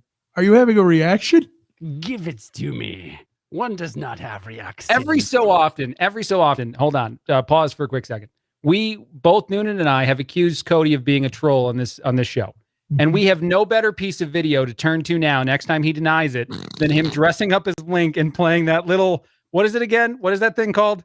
Your little ocarina. Yeah, I got it before it was there. Yes, there's no better example of the fact that Cody sometimes trolls the show than this moment right now. I troll not, for thy tongue should be held. Sally's right. He looks like Marty Feldman. Yeah. I don't know. From Young Frankenstein. It's Frankenstein. Frankenstein. Mel Brooks, you a fan, Cody? Yes, Melton Brooks, big fan. Big fan. What are you guys? Name 2 of his films. Not Young Frankenstein, because I already said that. Full Metal Jacket and 2001: A Space Odyssey. Gotta give it to him, Craig. He got it. If he had ever done a Full Metal Jacket, that would have been a hell of a movie. Mel Brooks, Full Metal Jacket. Who are we talking about? Producers? Spaceballs, the best movie ever made, the funniest comedy of all time, and Blazing Saddles. Blazing Saddles is great. Those are actually the only two I can name.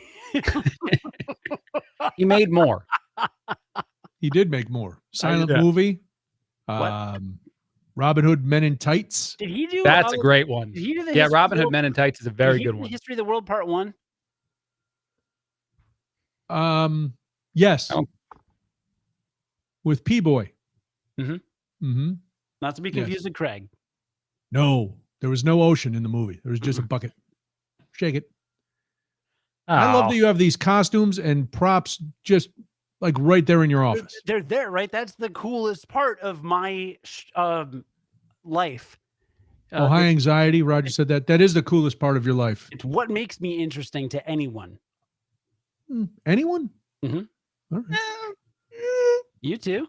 What else you got on your list there, Cody? What else would you say makes me interesting? You can. All we need now is dim lighting and Cody eating a McRib. That comes from producer Dan. The deep cut callback from producer Dan. Well Very done. nice, Dan. Very nice. That's something I want to. It's kind of an auspicious timing to show this off, but I do want to show this off because I meant before today, Brian. Before events of today, they'll remain unnamed. I was planning on showing you this. My parents were at an antique mall and found this rad hat. So check this out, right? So I put on the hat, right? Oh, well, I can't really put on all these headphones. Let's do this. You all do that? Okay. All right. All right. So I put it on backwards and you can see it if I get up close.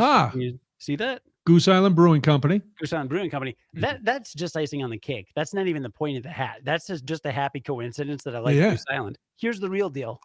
Uh-oh. All right. Are we ready? Oh my goodness. Wow. A Spike WGN Radio 720 hat. A Spike Odell WGN Radio 720. Wow. Yeah. It looks in good condition. It doesn't even look like it's been worn. Never worn.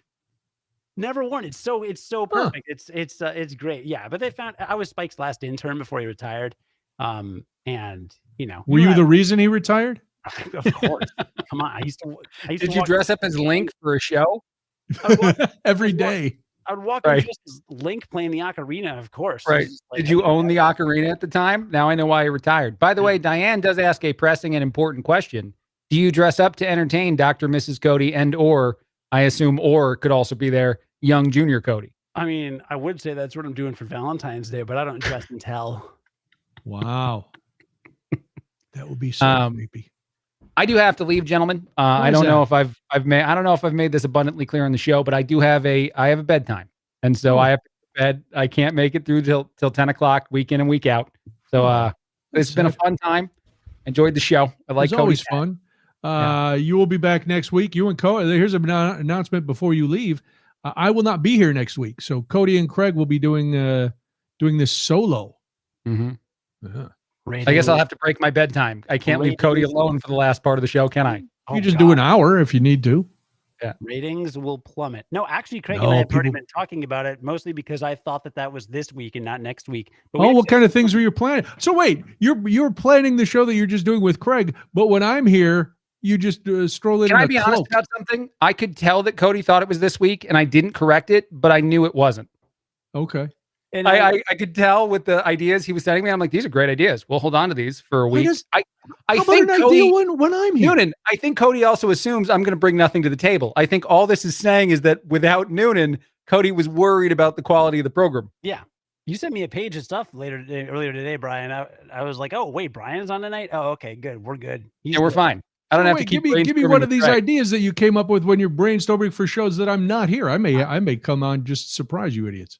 Well, there was a time when I hosted a radio show, and one of the guests I had on every Monday at 5:00 was Cody Gough, and he talked about Curiosity Daily, and we'd go through a lot of the topics that I had heard, because I'm actually a listener to the program. Okay. So I had heard in the past week, and then he previewed a few things. Wow. We were going to do a version of that on the old QuarantineCast. We could do that. We could do that here, but I know we could. But then Brian, People Yes, wouldn't Cody. be able to see your hilarious and zany reactions to me cosplaying as Link halfway into a show, playing the ocarina and demanding a COVID vaccine. We could. Why do they have to be mutually exclusive? That's true. Because you do so many good things already, Noonan. You don't need this. I'm not. No, listen. No.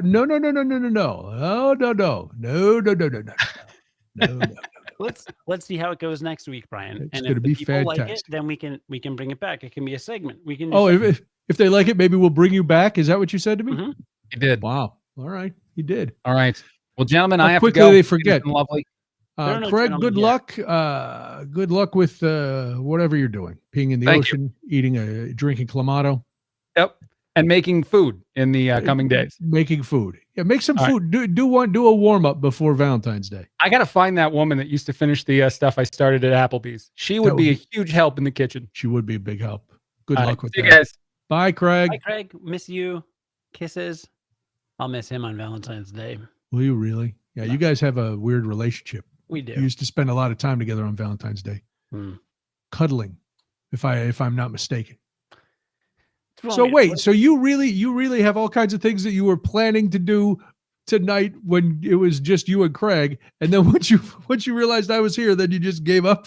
No, that was literally it. I was like, he was like, "Do you want to do the show when Brian's out?" Because you told us, you're like, Yeah, no, I told you last week that I wasn't going to be here, right. And I said if you want it, I'll give you. You and I will talk, and yeah. But I knew you guys were going to do it.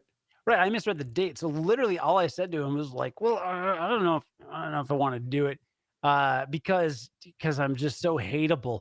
I was like, I don't want to make people mad. So let's I don't know, I'll think about it. And then I thought about it, and I was like, we'll do it. It'll be fun. And then I said we used to do, like, literally, I just used to do a segment on his show at WJBC every week for like the whole time he was there, basically. Right. And we would do like a little like curiosity lightning round where he'd be like, "Tell me about this story," and we riff for a minute. And it was really short because like of the nature of terrestrial radio. Right. Like, the format in Bloomington, it was, a few minutes here, then another few minutes, like any radio station. Anywhere. Right. So, we have time for like a couple quick ones and then a quick break and then a couple quick ones, and then we're out. So, but it was really fun doing it with him. I always loved when I did I forget what day I did. Wednesday, maybe. Yeah. But it was always a blast. Yeah. No, you've been on Craig too. He's like, it's just fun to do. So I was like, let's just do that.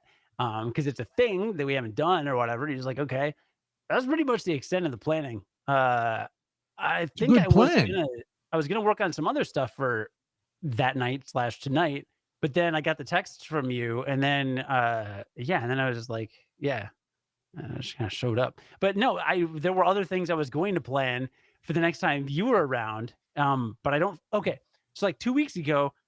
I was going to do the Men Are Pigs thing 2 weeks ago, but I forgot about it like right before the show, and then it just didn't show up. And that's why I was a week late. There were like 2 things I had earlier today, and I was like, let's do these when Brian is on. And then I forgot about him because I didn't think it was till next week. And then you were like, we're doing tonight. And then I was like, oh, now I don't remember them. So now I'll remember them next week, and now we'll do them 2 weeks from now. Write things down. That's why I write stuff down as I'm going along through in the week. And I'm like, oh yeah. It's all right. Listen, we all prep different. You know me. I love to over prep. I have a 2-hour show on Saturday at TMJ, and I've already, I've got like 8 hours worth of stuff. Mm-hmm. Got a couple guests, 8 hours worth of stuff. No, it's crazy. Yeah. No, no.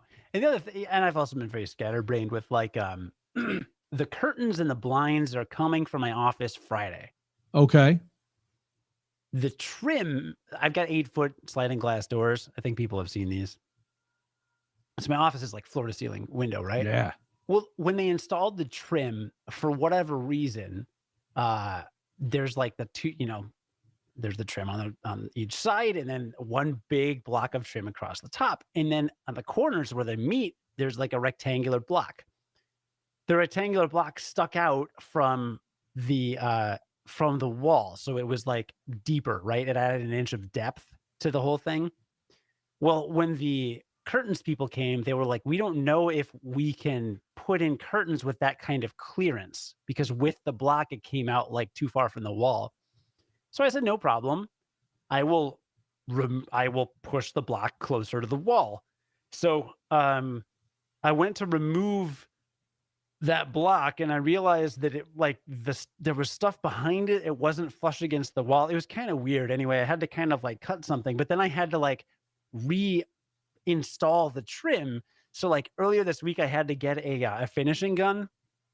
Oh, a brad nailer, finishing nailer, whatever it is, the 18 gauge kind of a thing, which they're expensive, by the way. But I'm planning on learning how to do more trim in the future. Like I want to like learn how to do baseboards and like chair rails and stuff like that. I just want to like update some stuff in the house. So I'm like, whatever, it's an investment, we'll take it. But anyway, that became a whole thing. I would like push in the nail and it would bend in half because behind it was like brick or rock or something. Yeah. So I just had some trouble with it, and then I'm like sanding it, and then I paint it, and then the paint doesn't quite match. So I'm like, oh, I used the wrong white paint because there's 750,000 colors of white paint. So it was like slightly yellow. That's okay, Roger. I didn't, you can't get everything from you. I still use your drill. But yeah, anyway, so like I'm doing this stuff all day. Like my office every other day has been covered in plastic and like sandpaper everywhere. Like it's all over the place. And I'm like trying to get all this done. There's just a lot going on. Time crunches. And I got a baby that screams a lot. Sleep has been weird lately. Yeah. Is he in a growth spurt or something? No, he's just a 5-month-old baby, and they cry a lot and they wake up a lot and they yell a lot. Yeah, that's what babies do. They poop, they pee, they scream. Yeah, that's what they do. They don't help you put up the trim. Lazy babies. I told him to shovel for like 3 days. He wouldn't do it. So I had to I shoveled my entire driveway, by the way. Man, you picked a bad time to start shoveling your entire driveway. I couldn't feel my lower back on Tuesday. The last 2 weeks, last year I sold my snowblower and I was good. I haven't used it in years. Man, oh man, I missed my snowblower the last 2 weeks. It was insane. Everybody got hit pretty hard, So how many times did you go out? Did you just do it once or did you do it? I actually went out like the night before it even snowed just to like kind of touch up my driveway a little bit because I knew it was coming. Right.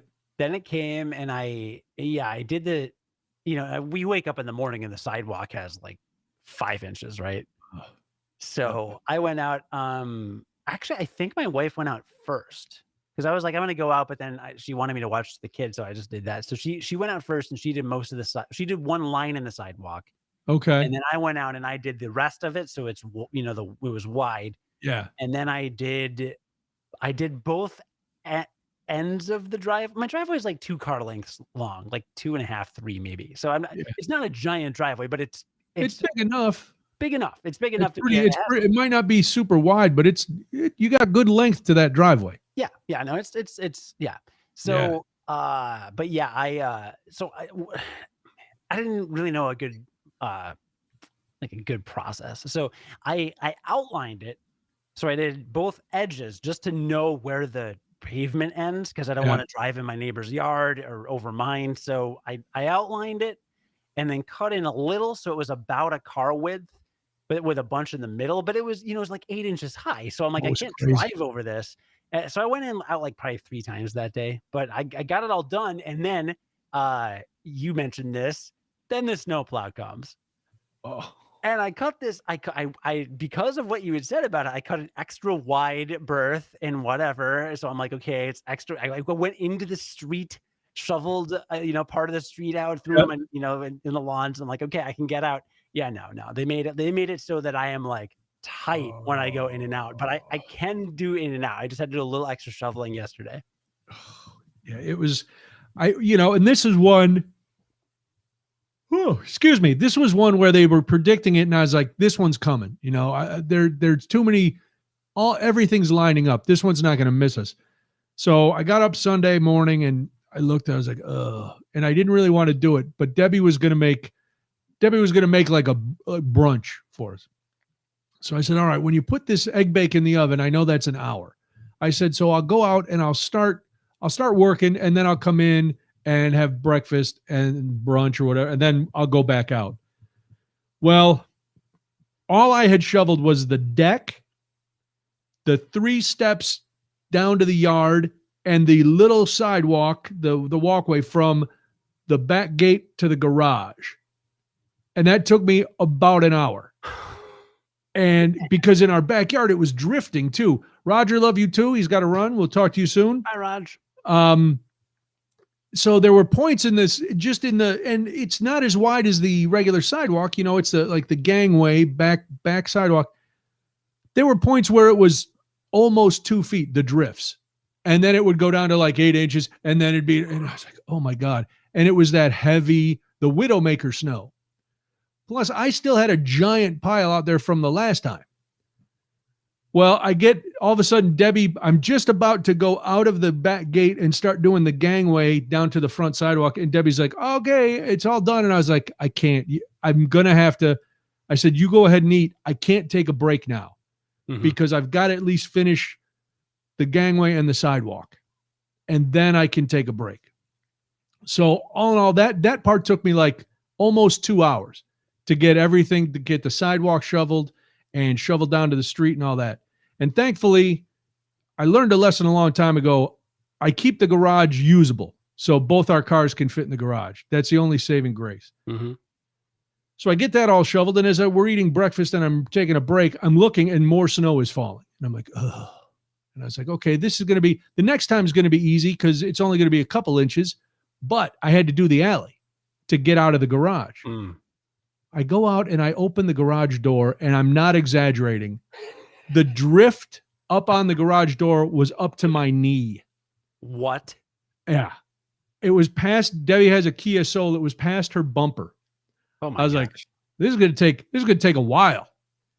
I worked on the alley for an hour and 45 minutes just to get the apron of our garage cleaned off and enough taken off the top of the rest of the alley, you know, across from us so that I knew we could get the car out. And then I have to go kitty corner from us. Those people either never use their garage or never shovel. It doesn't, but I have to shovel part of theirs so I can swing out wide to get into my garage. Yeah. Oh my God. I felt like I'd gone to the gym like 18 times that day. It was insanity. It was pretty, turn my headphones down a little bit. It was brutal. I gotta say, the other thing is, last week we kind of hit you know how like over the last 10 months we've all run into this. The last year now, I guess we've all run into this, right? Like you'll go a while maybe being isolated, and then you just get to a point where you're just like, I gotta do something, right? Yeah. So my parents told me that they had gone to a couple antique malls in Rockford. And they were like, we didn't really, buy anything. That's where they got the Spike Odell hat. Yeah. Super cool. Right. Like they're like, we probably walked 10 miles or whatever it was, but you don't go near people. They're pretty big. Everybody's got their masks on. COVID cases are fortunately down in a lot of places. So like if you got to go somewhere, there are worse times you could have gone. Right now, right. And we just hit that point last week. We're like, we have to go somewhere or we're going to just go insane. And my wife and I love each other. Like we're both super, super happy and fortunate and lucky. And we've got our beautiful baby. Like I'm not complaining, but yeah, you got to get out sometimes. Yeah. So we planned all week last week. Finally, we hit this wall and we're like, we're going to go Sunday. We're going to go to Rockford. No, that didn't. We're going to go to Rockford. We'll drop off the baby. My parents can watch him for a bit. Yeah, no, none of that happened. No, nothing. Snow hit. No, Saturday. I didn't move the car Sunday or Monday. Yeah, no, because it started noon on Saturday and stopped at 6 p.m. Sunday. No, it started because that was the day. So we got our shots early, and I left my mom's at 2:30. By the time I got back up here, I'm like my dad in this way. I had to fill up the gas tank. I wanted a full tank of gas. I don't know why. I wasn't going anywhere, but I filled up the gas, and it was just starting to snow. And I got home here at about 4:00, and it was just starting. And then we were like, well, I had bought groceries, and I was like, we're cooking tomorrow. Do you want to get some? I was going to get some Thai food, and the Thai place is 8 blocks from my house, probably 2 blocks south. Not even that far. I mean, 3 blocks south and a block west. Like a 4-minute drive. Not even. Yeah. Wow. I went out at 6:30 and I'm like, oh boy, it was getting treacherous at 6:30. I'm like, I'm parking the car and that's it. And then you just hunker down and watch. Mike wanted to know where I put the snow when I do the alley. And that's for anybody who has to shovel an alley, that's a big thing. So I either there's between my garage and the next door neighbor's garage, there's I don't know, maybe a 3 or 4 foot gap where we both have fence, but there's no gate. So I put it there. Then directly behind my house, those neighbors don't have a garage. So I can put snow in. They have a chain link fence, but no garage. So I can put the snow over there.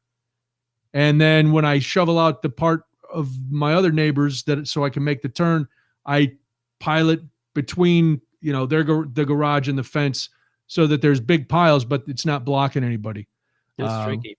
It is tricky because there's nowhere to put it. Yeah. Because there's just limited real estate out there, and our garbage cans are out in the alley, and so you can't block somebody's garbage cans. And right.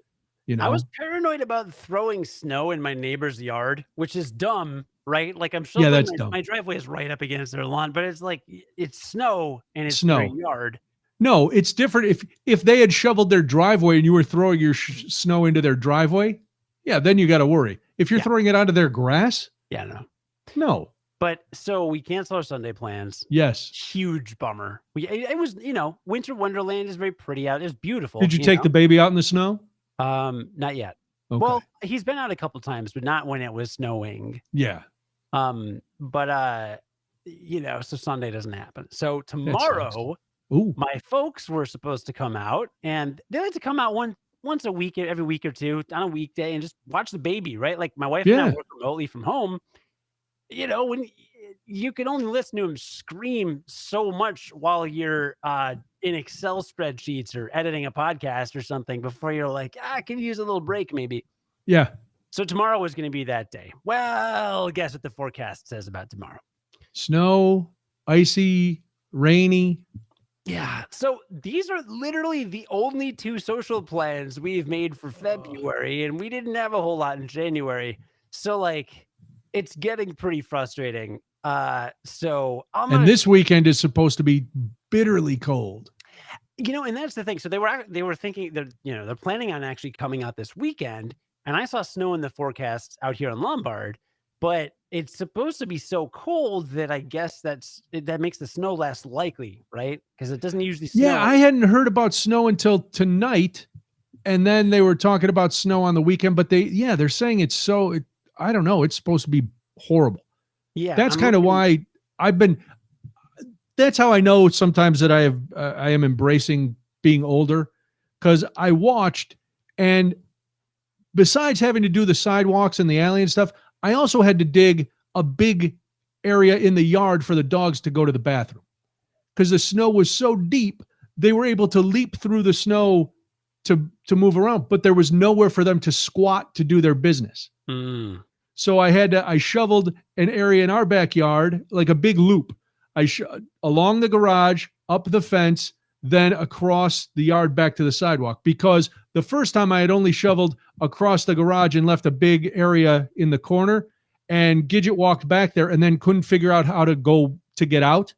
So she just ended up having to hop through the giant drifts. And I was like, well, I'll do some more. But then the dogs are going to my mom's next week. And I was like, oh no. Her backyard, they're not going to be able to go there too. So I looked at the weather and I was like, all right, today it's supposed to be 38 and sunny. The rest of the weekend, it's going to be either snowing or below 0. I'm going out today. So I had to go out in her backyard. I had to shovel a big path and area so that they could go out to the bathroom. It's something you don't think about.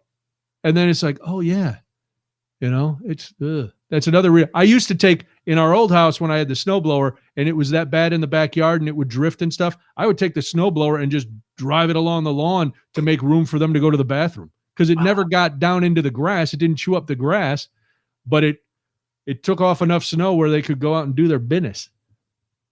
Yikes. So I have to shovel in for everybody. It's crazy.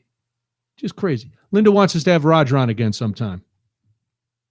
Someone earlier said that he should tell his story about doing LSD. Did he do LSD? No, his getting stuck on Lakeshore Drive, his big snow story. He's told it on here. He's told it on here a bunch. Mm-hmm. And he was making, I will say, I love Roger. Man, he was getting some mileage out of it because the other day was the 10th anniversary and he was on a couple different radio shows talking about it. It was the 10th anniversary of that blizzard. We are old. Yeah, we've been around a long time. I was like, holy cow. Because I was doing sports night at that point, and they brought us down and put us up at a hotel. They were like, can you get in early before the snow starts? So we came down. I came down to do the show on whatever the 1st or whatever night it was all starting to snow, and they got me a hotel. So I was able to park. I parked in the GN lot and walked across the street to the hotel. I was at the Courtyard by Marriott and did the show that night, and it snowed and snowed and snowed, and then stayed downtown so I could do the show the next night. And they had us on call in case people couldn't get in or couldn't show up. But my car was in the GN lot, just completely buried. Back when we had a parking lot. Because we were in Tribune Tower. Yeah, back when we were at GN. Man, I may have had a worse experience than Roger on Lakeshore Drive today. I'm not sure. What were you doing on Lakeshore Drive? I had to drive into downtown Chicago. Wow. So I haven't been to my office at Discovery in a year because pandemic, right? Oh, yeah. So they implemented this clean desk program. I guess it's easier to wipe down and sanitize all the desks if, there aren't any knickknacks, artwork, all that stuff. So they're like, look, we're just going to pack up everybody's stuff. Or they said you can come in and pack up your stuff and you can bring it, or we'll have movers pack everything at your desk and then do curbside pickup. I was like, you can't pay me to go into that place. So any building, right? I'm not right. Any high-rise building in downtown Chicago. Sorry, I'm high risk. No thanks. So like curbside pickup, great. So I got to go downtown. It's like a half-hour drive, right? It was like 34 minutes, right? Not bad. No, that's not bad from where you are. No. And my kid was getting fussy and my wife had to do some work. So I was like, let me just take him. Throw him in the back. He'll pass right out. Like the second you get on the highway, they pass out, right? And he did. Well, yeah. He did. I know what you're thinking is going to happen, but he did. So he passes right out, right? I get on the highway. I'm listening to podcasts. I'm having a grand old time. Pull in. It's funny because Discovery is like a block away from WGN. So I kept thinking, I'm like, is my GP? Because I just punched in work, take me to work. And I was like, does this think I'm going to WGN? I literally drove right by it. I mean, I was like, okay, but no, it's like a block away. So I get there, I get in the parking garage. It's a little confusing. Get in there, park the car. All right, come bring this stuff down the elevator. Give me my box of stuff. And then the baby gets fussy. Oh, now we stopped. Why'd you stop the car? Now I'm start crying. I'm like, maybe he needs a diaper change. He kind of smells. He's gassy. Let's do a quick diaper change. I got the bag. I got a mat. I got all of that stuff. Yeah, you're ready to go. You're a prepared father. I changed his diaper real quick. It's not even dirty. It's whatever. It's pretty clean. So I'm like, okay, quick diaper change. Put him in the seat. We're good. Cool. Bring the box down. Fantastic. Then he kind of starts to melt down. And I'm like, all right, I got to get back on the highway so we can end this meltdown and just get back. The problem, what really started to make this miserable, I actually could kind of tune him out at this point because you learn. Yeah. You probably learned, right? Yeah. At some point you go, I can't. Yeah. Yeah. I kind of tuned him out. I didn't mind having a screaming infant in the back seat. What I minded was at this moment, my body just decided that I had to go to the bathroom more than I ever have. I just had to pee so bad, so bad. I couldn't, right? Because I'm not going to go in a building. No. I have a baby with me who's now crying, which separate issue, but I just got to go. So they bring the stuff down. I turn my key to turn on my car. Won't start. You're kidding. And I'm looking and I'm like, I'm in a parking garage. Oh, no. I don't know anything about cars. I don't know if this is a battery, a gas station. I had more than a half tank. I had 3/4 of a tank. I don't know anything about cars. I don't know how to fix this. I have a you don't even know what color your car is. I barely know what color my car is. I got a screaming child in the back. That's not even that bad of a thing. I gotta go to the bathroom. I can't I can't call for help and wait. Like I'm gonna just wet myself. It was just a nightmare. After about the 20th I was like, I'm just gonna sit here and do this all day. It was like finally got it kicking for like a second, and I just shifted in reverse. I'm like, let's go. I like peeled out of there. I probably barely even looked behind me. Thank God this works. Anyway, the parking garage at One Prudential Plaza is, the attendants there are very friendly, great staff. It is the worst parking garage. It took me 10 minutes to figure out how to exit. Yeah, I've parked in there. It's very confusing. It's a nightmare. How the hell do you get out? It took me forever. So I finally, literally 10 minutes, and it's like 4 levels. It's not even that big. Awful parking garage. Totally confusing. Really tight. So every time you got to turn anywhere, it's like 1 mile an hour, like awful. Never park there, ever. So I finally get out. And and then you're on lower anything downtown. So Google is just like, yeah, forget it. That's not working. Forget it. It takes me to a construction site ? Don't even really know. I am somewhere on South Water. And then I turn into a thing, and these 2 construction workers just start screaming at me, and they're like, "Whoa!" They're trying to flag me down. And I just stop, and they're like, back up, get out of here. I was like, first of all, there are no do not enter signs. Right. And I know this because when I exited, I looked and read every sign there. Nothing said don't come here. So I'm like, fine, whatever. All right, they screamed at me. And this is now I've been driving around the lower area of downtown Chicago for like 15, 20 minutes, having to go to the bathroom desperately with a screaming, crying baby. Like now he's at full meltdown mode, right? Like can't breathe. They're like, oh no! It was like freaking out. And so it was total nightmare fuel. I eventually found my way to the highway and got the hell out of there. But then I had to spend 30 minutes having to go to the bathroom desperately. And then he immediately fell asleep too. So that was fine. Oh, that's good. Yeah. But I literally didn't even care that he was like, it was sad that he was crying, but I could live with that. Right. Just I literally almost just got out. Like I almost parked outside that construction site and just peed on a fence. I didn't even care. I was going to die. Listen, sometimes you have to do things, and I know people I know it's illegal. I know it's gross. I've gone public urination. Yeah. Oh, I've that way. I've had to do it in a parking garage before. In a parking garage? In a parking garage. I go back behind, between the car and the wall, back, try to find a desolate place. And I'm like, there might be cameras in here. I don't know. I look around, but sometimes you just, there have been times where I know I'm not going to make it up to the 18th floor or whatever floor, or I can't go. It's just, or I have to park and then walk a few blocks. I know I'm not going to make it. So sometimes you just listen.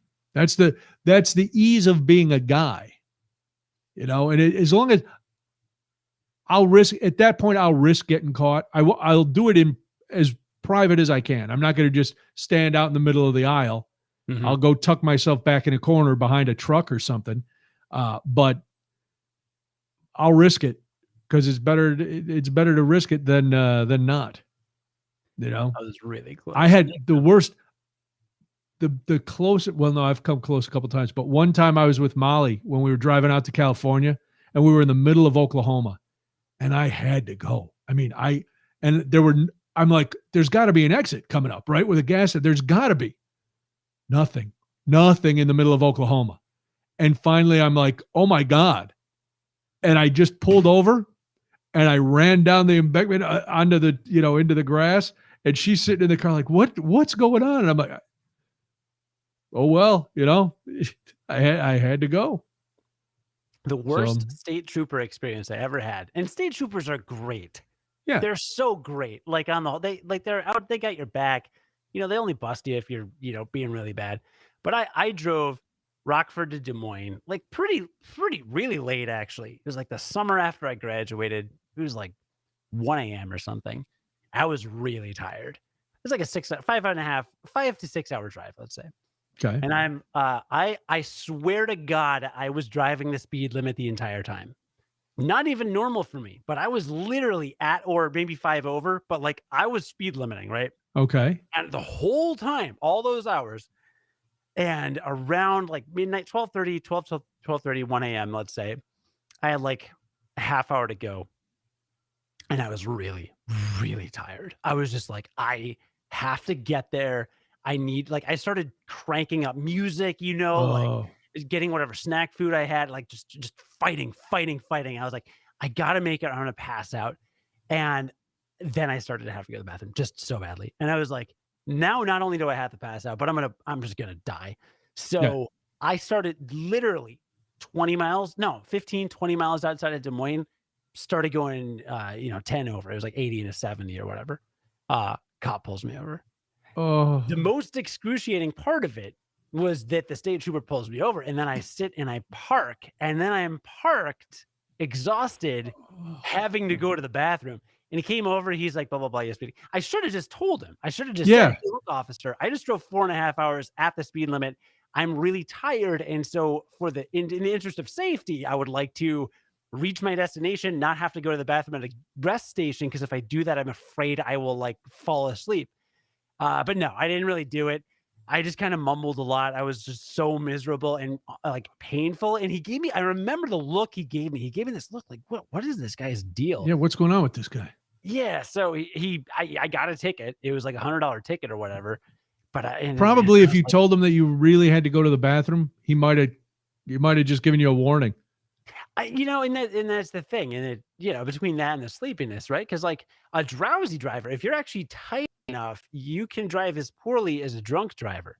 Oh, trust me, I believe 100% from all my years on the road, driving home in the middle of the night, and yeah, no doubt about it. We've covered scientific studies on my podcast about it. Like it literally, your level of impairment is that bad. So, I didn't know this when I was in my 20s. What the heck? I can power through. And I was if I thought I was going to put somebody in danger, I wouldn't have been on the road. But 2 a.m, 30 miles outside of Des Moines, Iowa. You're that close. Man. What the heck? Yeah, it's fun. And the older I get, the more the more I have the closer the intervals sometimes, depending on if I, what I had to drink and if I had coffee. And it's like, oh no. In the chat, Diane said, Cody, you should have played the diabetes card. I wasn't diabetic yet. I didn't have diabetes till way after college. Thank God.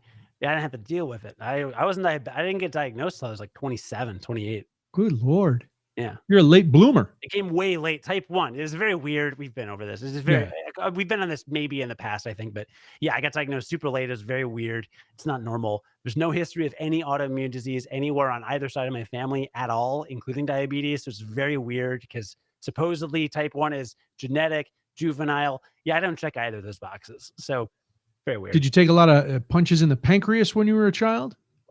I drank a lot of Mountain Dew. Think that did it? Is there a causal connection? Is that out of the steroids? I'm not sure. Because you know how Jack, right? Yeah, you are. You got the roid rage. Yeah. Well, I'm hoping, I hope now, like, I can make it. It depends. But like, usually if I drive out to my mom's in the morning after I've had a few cups of coffee, by the time I get to her house, it's like, hi, I'm going to the bathroom. I'm just glad we started and ended this podcast with pee.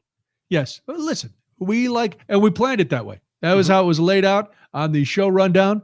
Start with Craig not eating anything in the ocean because he pees on it, and then telling good, painful urination story. Yeah. Where we almost didn't make it. Yeah. The most embarrassing one, Debbie and I had gone out to, this wasn't all that long ago. We were living in Frankfurt, and we had gone out to dinner downtown, and we were driving home, and we were 3 minutes from the house, and I couldn't make it. I was like, oh my, no. So I pulled into this dark industrial park. And I'm like, I'm so sorry. I'm so embarrassed. I'm so sorry. And I've done so many, embarrassing things in the years we've been together. She's like, yeah, whatever. Okay. Probably would have been, she'd much rather have me do that than wet myself in the car, so I don't know. So next week, this is going to be exciting. You and Craig with all your pre-planned bits, and you've got segments, and you might have 18 guests. It's going to be a big show, really big show. We're going to do the 25 to 30 minute thing we used to do on his radio show. And then we're just going to stare at each other and be like, all right, that's the show. That'll be fun. And I'll do what Molly does every week. I'll listen back because that's what I forget what we talked about last week. And I guess I hadn't told Molly that I had gotten an appointment for my mom and I to get our vaccination. And she called Debbie all mad on Saturday. I listened back to the QuarantineCast on Friday, and Dad didn't even tell me he was getting the vaccination. I'm like, well, I thought I had told her, first of all, but then I was like, but she listens to the show. And she listened all the way to the end because we didn't talk about that till the end. Yeah, so that's awesome. Thanks, Molly, for listening. And that was fun. Well, yes, I will listen next week. I'll be sleeping when you guys do it. Oh, God. But, we're doing a long drive.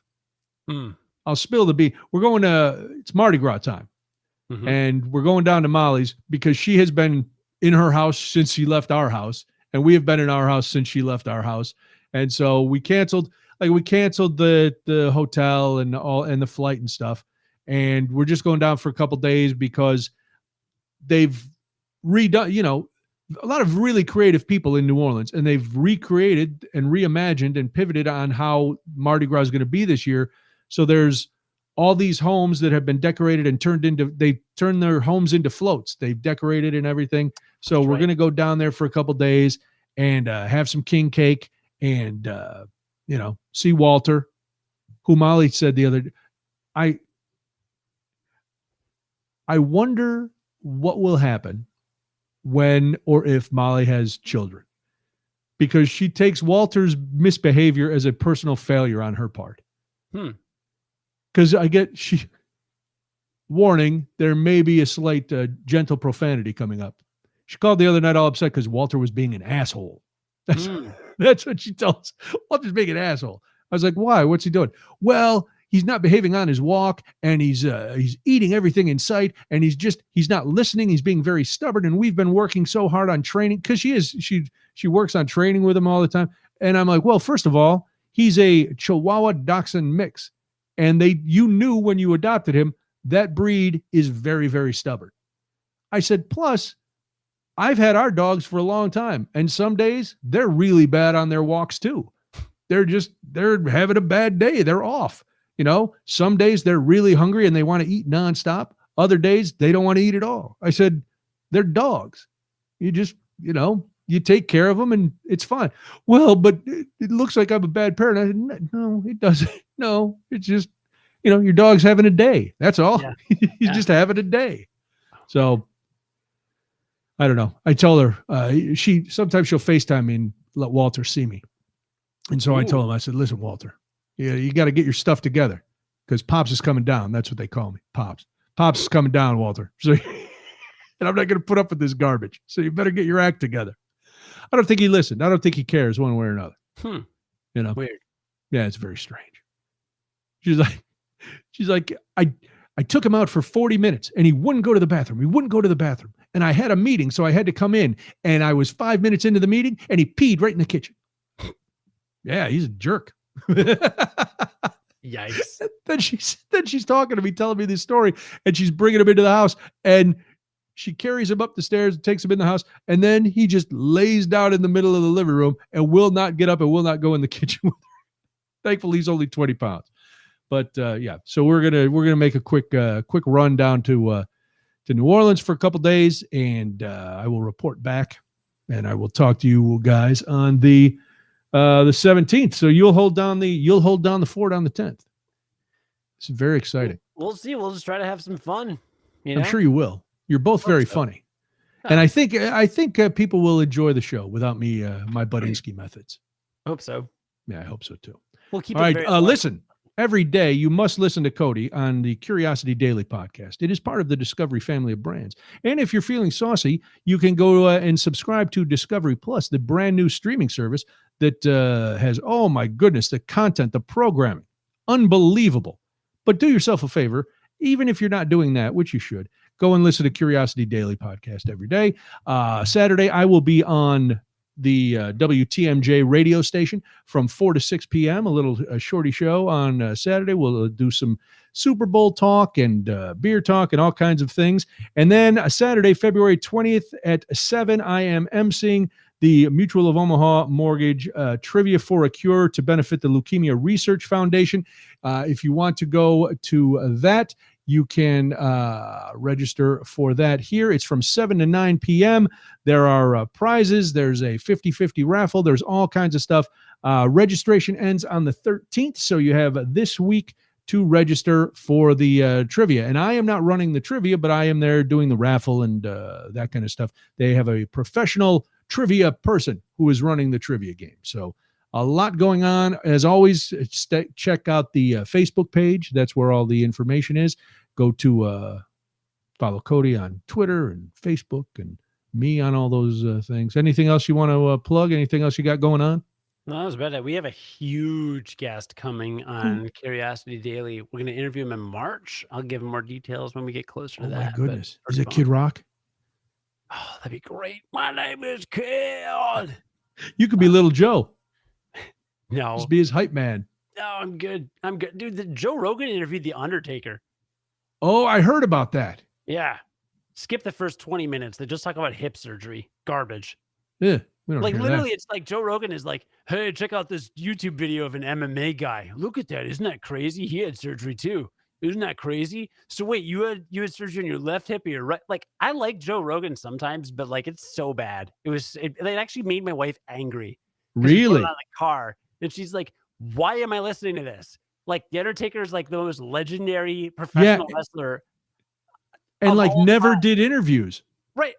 Yeah. Hasn't done interviews in like 50 years ever. Right. So it's like, oh my God. And they're talking about hipster. Like, come on. It's dumb. But it gets better. So okay. Anyway, I don't know why I brought that up, but I don't know. No, I have nothing to plug other than yes, my podcast. Who's your pick in the Super Bowl? What about the Super Bowl? Who you picking? Kansas City or Tampa Bay? Literally after the Packers were out, who I had money on, I'm not gonna watch it. Yeah. I probably won't either. I think Kansas City is going to win, though. There's my hot take. Patrick Mahomes beats the old man, Tom Brady. I mean, if you don't hate Tom Brady, then just like unsubscribe. Come on, come on. No, Tom Brady. Wow, it took you this long to alienate people. You waited till the very end. Wait, you don't hate Tom Brady? I don't. I have no feeling toward Tom Brady. I'm ambivalent toward Tom Brady. He's a smug rich guy, and he's kind of a dick, if I could say that, from everything I've ever heard him say. So, like, I hate him as far as, like, me not really caring that much goes. But, no, come on, Tom Brady, come on. That is not an unpopular opinion, especially here in the Midwest. No, right? Listen, you are definitely not alone in that thing. I don't care either way about him. So, I admire the fact that he's 43 and it went to a team that had been lousy and basically willed them to a Super Bowl. But I think Patrick Mahomes and the Chiefs are a stronger team. Yeah. So I think they're going to go back to back. I remember I didn't watch a game of football with my wife the whole time I've been with her. And then the year Tom Brady was in the Super Bowl, she heard somehow in like the third quarter that they were down. It was like them against like the Eagles a couple years ago, right? Yeah. She somehow she got wind that they were down, and she's like, "Let's go watch." It was like we went to a bar to watch the last part of the Super Bowl. Like that is the most uncharacteristic thing that has ever happened in our like relationship. And she was like, "Let's go," because she wanted to see Tom Brady lose that bad. And he did. East Coast, right? So like, there's some history there. Yeah. Crazy. And he did lose. He did. Very nice. She was really happy about it. I was like, I didn't know you cared at all. She's like, I really don't like Tom Brady. I was like, okay. I guess I don't either. Okay. All right. Well, have a good show next week. I will talk to you before that so you have all the info. And thank you all for watching and for commenting and for supporting us. We appreciate that. Have a wonderful week and enjoy the big game on Sunday if that's your thing. If not, this is, a year, the second year that we don't have to work on Super Bowl Sunday. Yeah, we usually have a show on Super Bowl Sunday. We used Sunday, to have Super Bowl, all the shows, not anymore. But, oh well. All right. Curiosity Daily Podcast WTMJ on Saturday, 4 to 6. We will talk to you again next week. Thanks a lot. Have a great night. Bye.